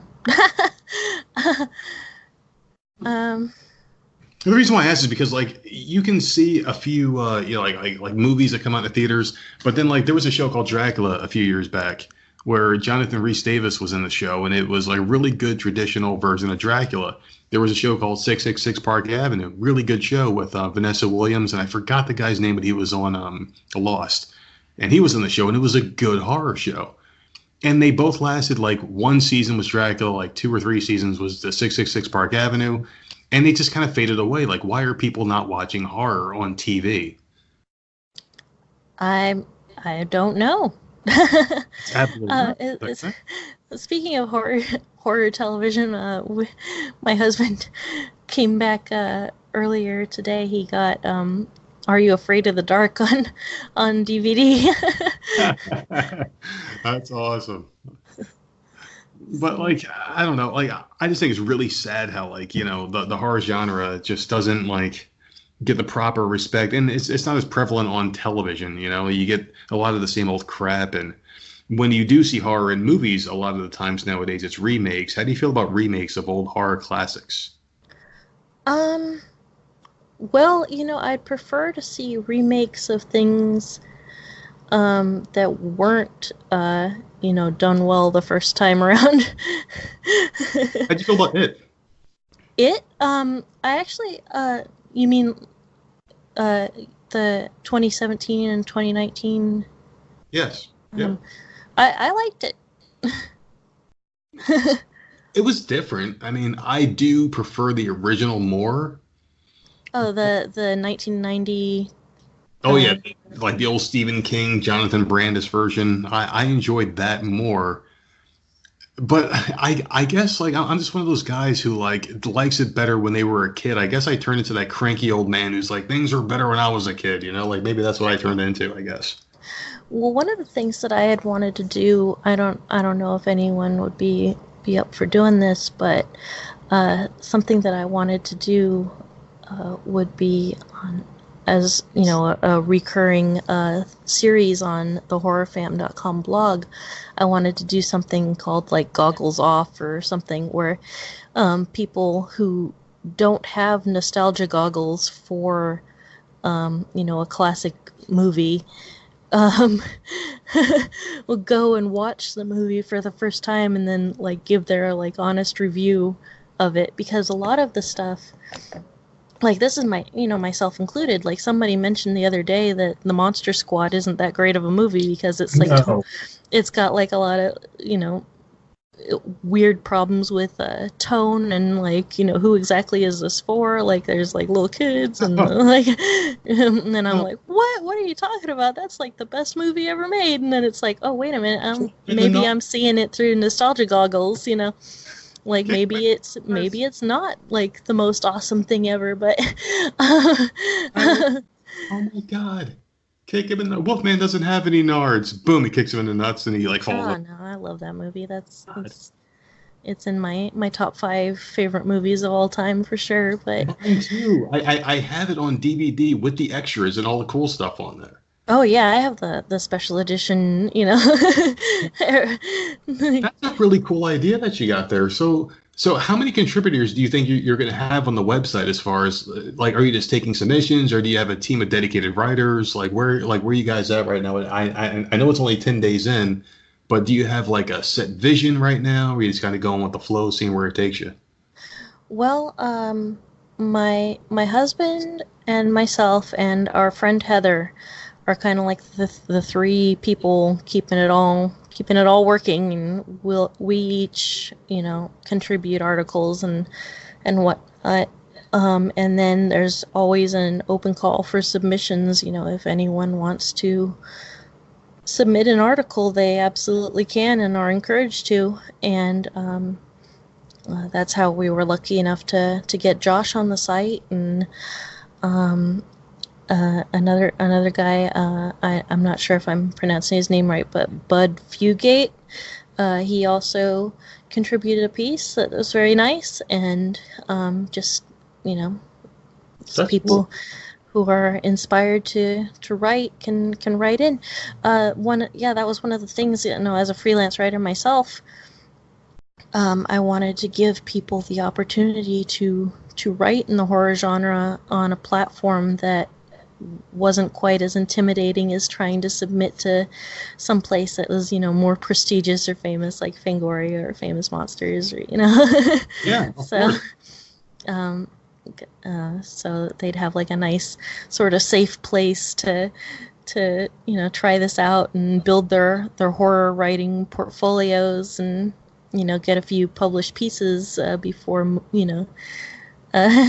I think it's great. It's like a place for people to own their craft and to basically get their hands dirty and just kind of learn how to do what they want to get into, and you're giving them a platform to do it, which is awesome. Yeah, and of course, none of the stuff that gets published is going to be like, really like amateurish and hard to get through or anything for the readers, because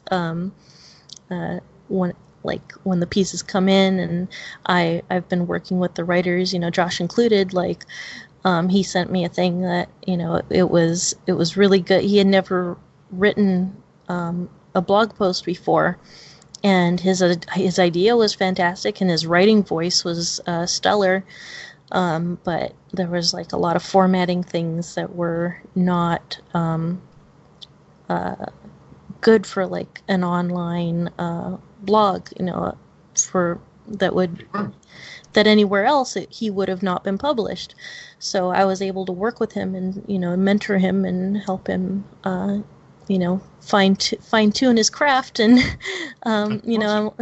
yeah, and then he was thrilled to get the feedback, and he submitted another piece, and it was even better, and I'm looking forward to uploading that and getting that out there tomorrow. And that's the thing, like you're giving people a chance, and you're teaching them because you actually have a history. You've got the chops for this, and you're passing it along to others, which is great, because now, whether you like it or not, you are a public figure. You've got a website now, and people are going to sit there and reach out to you, and they're going to take your word as bond and look to you for guidance. And Josh, when he was published on that website, let me tell you, he was so excited. He wouldn't shut up about it. He thought it was the greatest thing ever, and he had this smile. I'd never seen this guy smile before, and he smiled all day. oh, well, that's so nice to hear.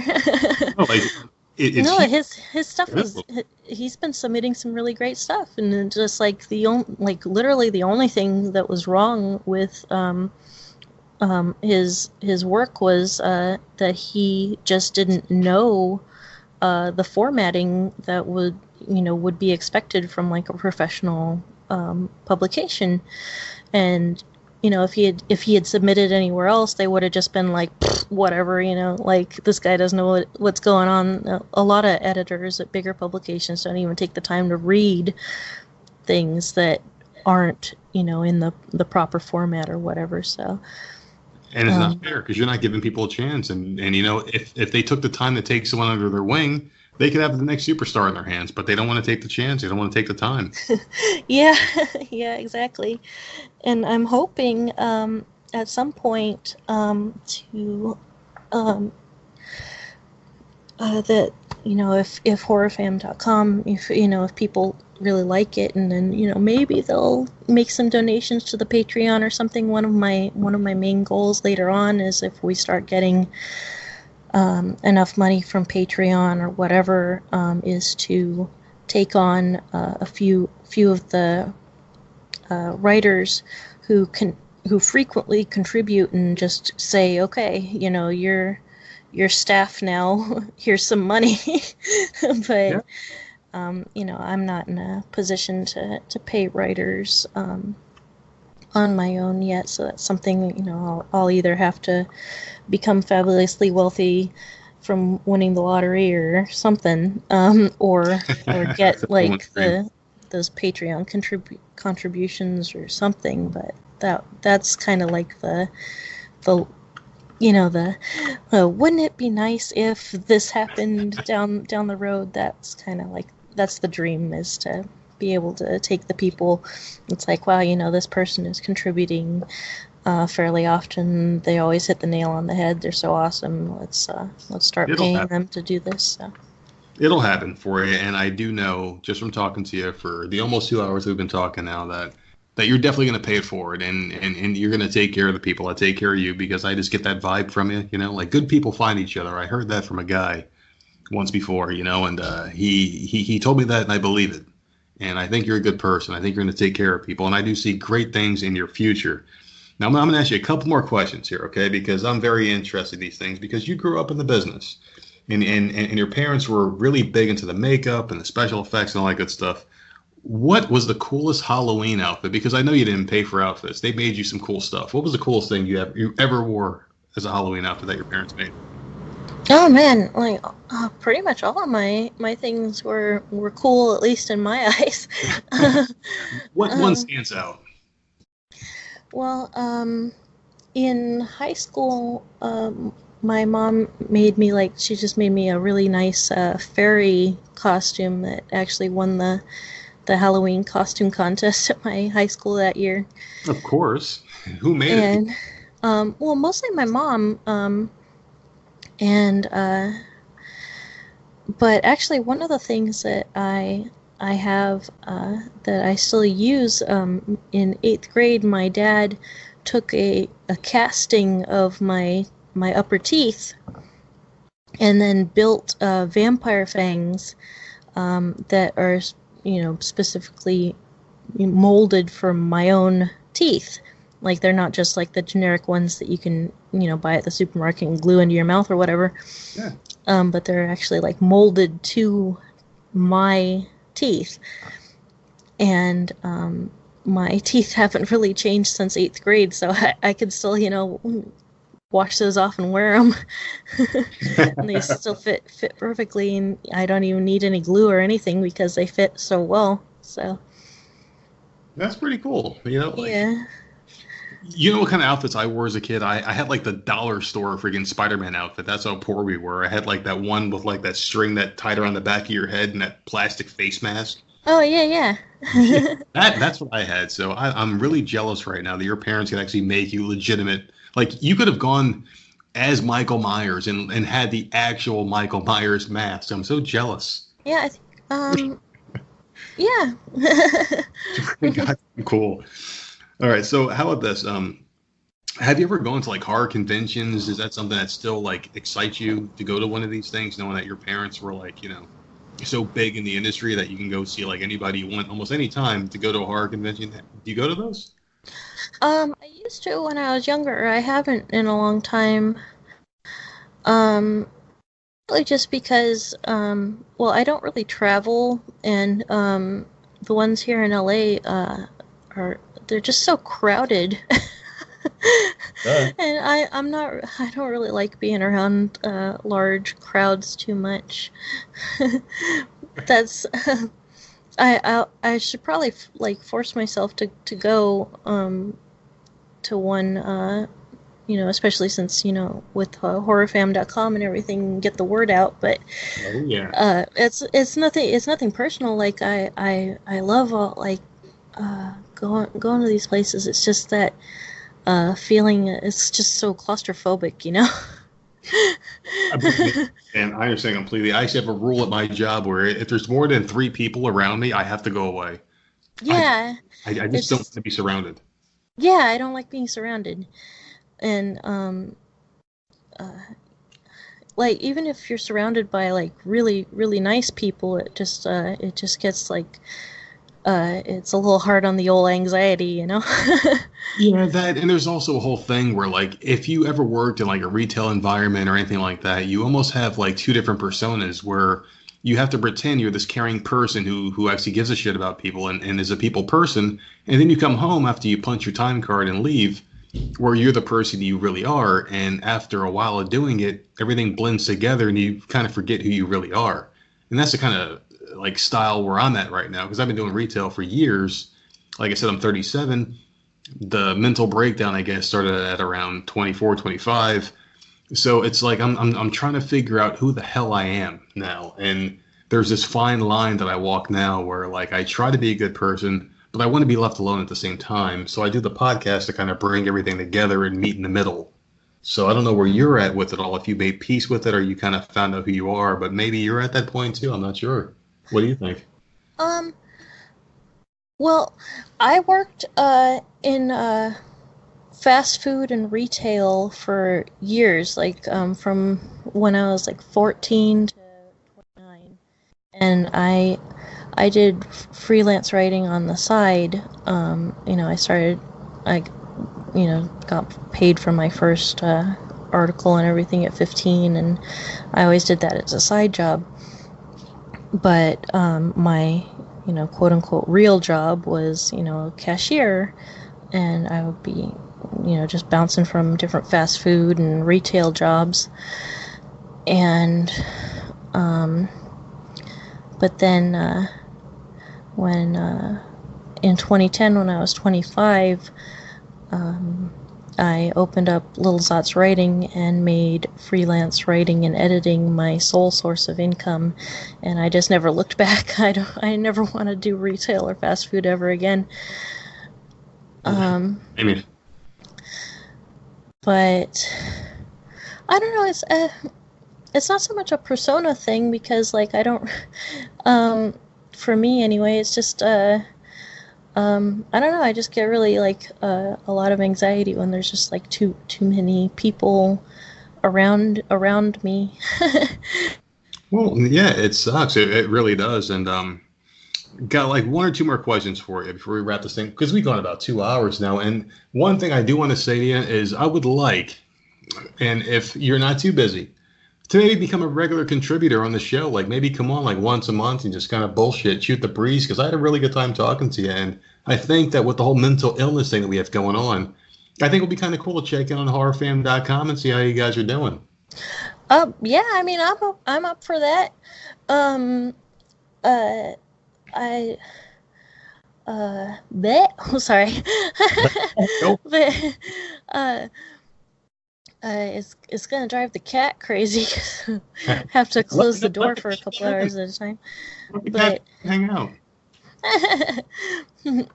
But yeah, that sounds good. Maybe like this is like more talking than I'm used to doing. My throat's gonna be sore after this. But well, we'll figure it out. It's the first time talking, so of course we have to go long, but we could always cut it a little bit short, maybe like a half hour, like an insert into another show. We'll talk off air about that. But yeah.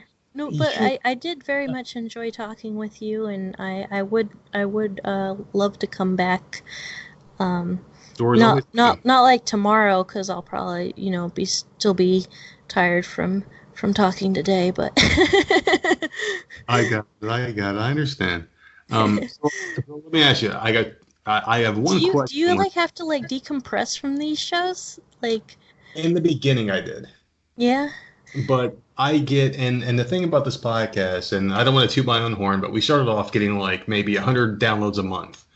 Oh, wow. Not bad. But something happened, and now we get like 2,000 a day. Oh, dude, what? Oh, God. We are about 10 months into this thing now, and like we're getting like 50,000 downloads a month.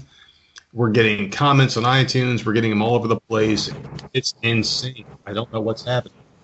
Oh, man, wow. Really, but I think you should do a podcast. That's awesome.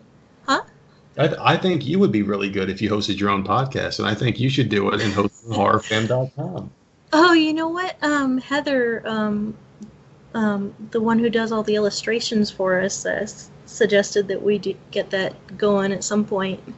So maybe, I mean, it's hard because, you know, we all have full-time jobs, and it's just so hard to find the time. Oh, you could definitely make it work. You know, it's I mean, like I work full time. My wife, luckily, like I do pretty good at my job. She doesn't have to work, and she stays home with the kids and the dogs, takes care of them. You know, and everything's pretty good right now. So you know, that's my little blessing in life. Oh, that's wonderful. But I think I really think with the website and the content that you provide, you guys already have a sponsor. I saw on your website you already have someone paying for promotional space in your site, which I think is awesome. Mm-hmm. Yeah, we do sell ad space on there.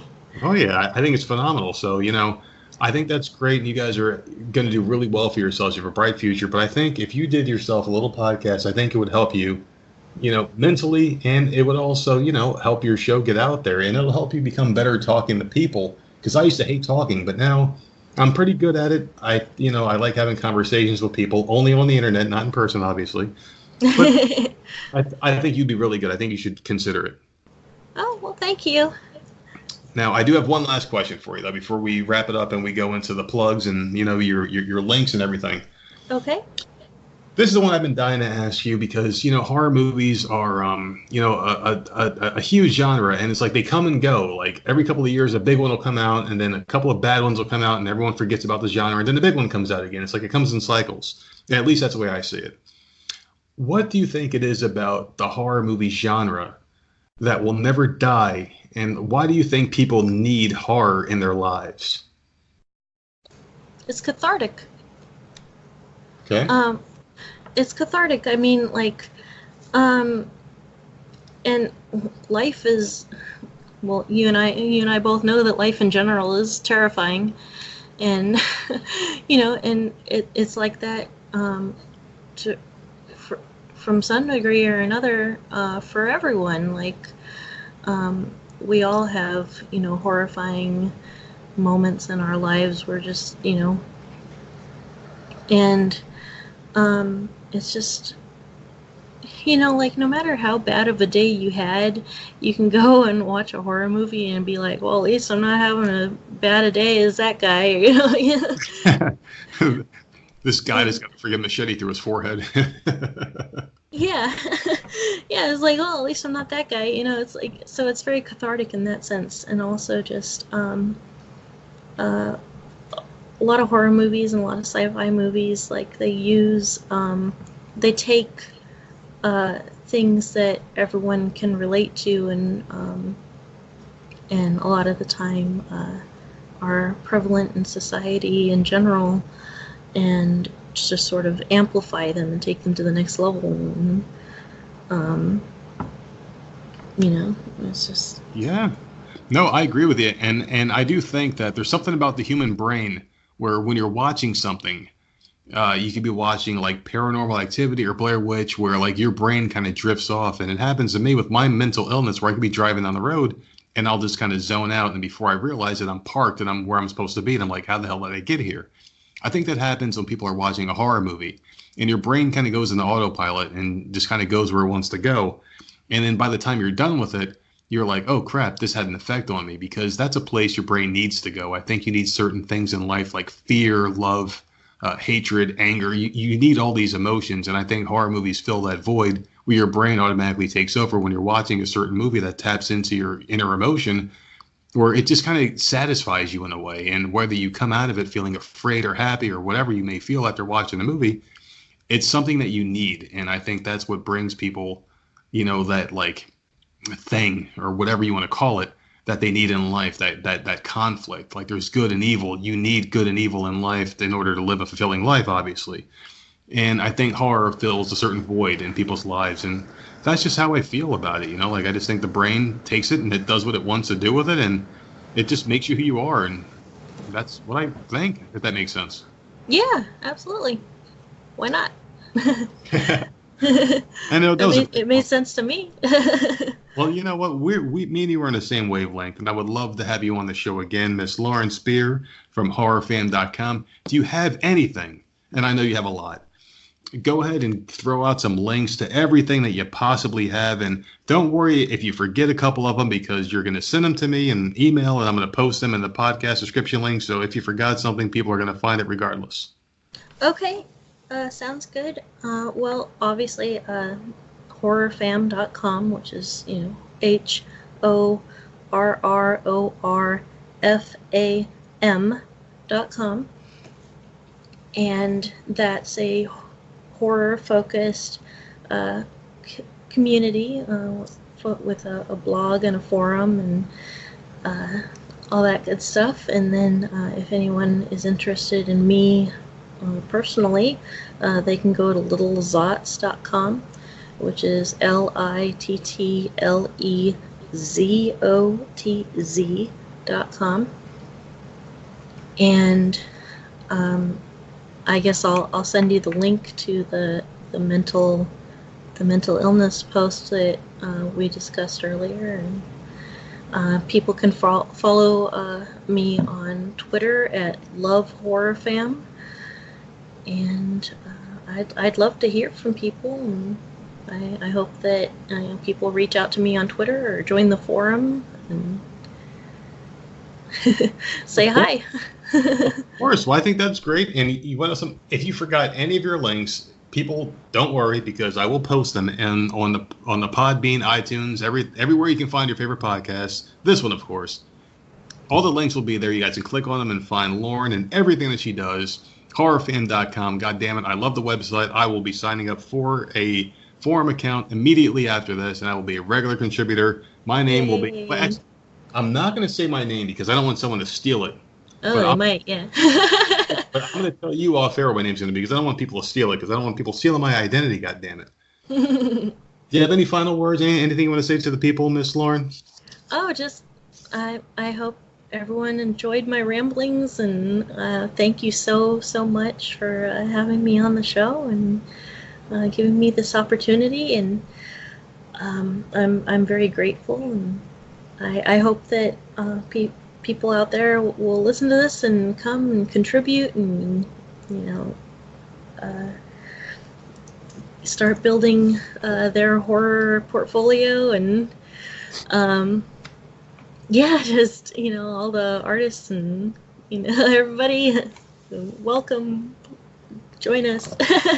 Well, you never know who's listening, and you know what? I guarantee you will be getting some feedback after this episode, because I loved it. I thought it was entertaining, and I can't wait to have you on again, Lauren.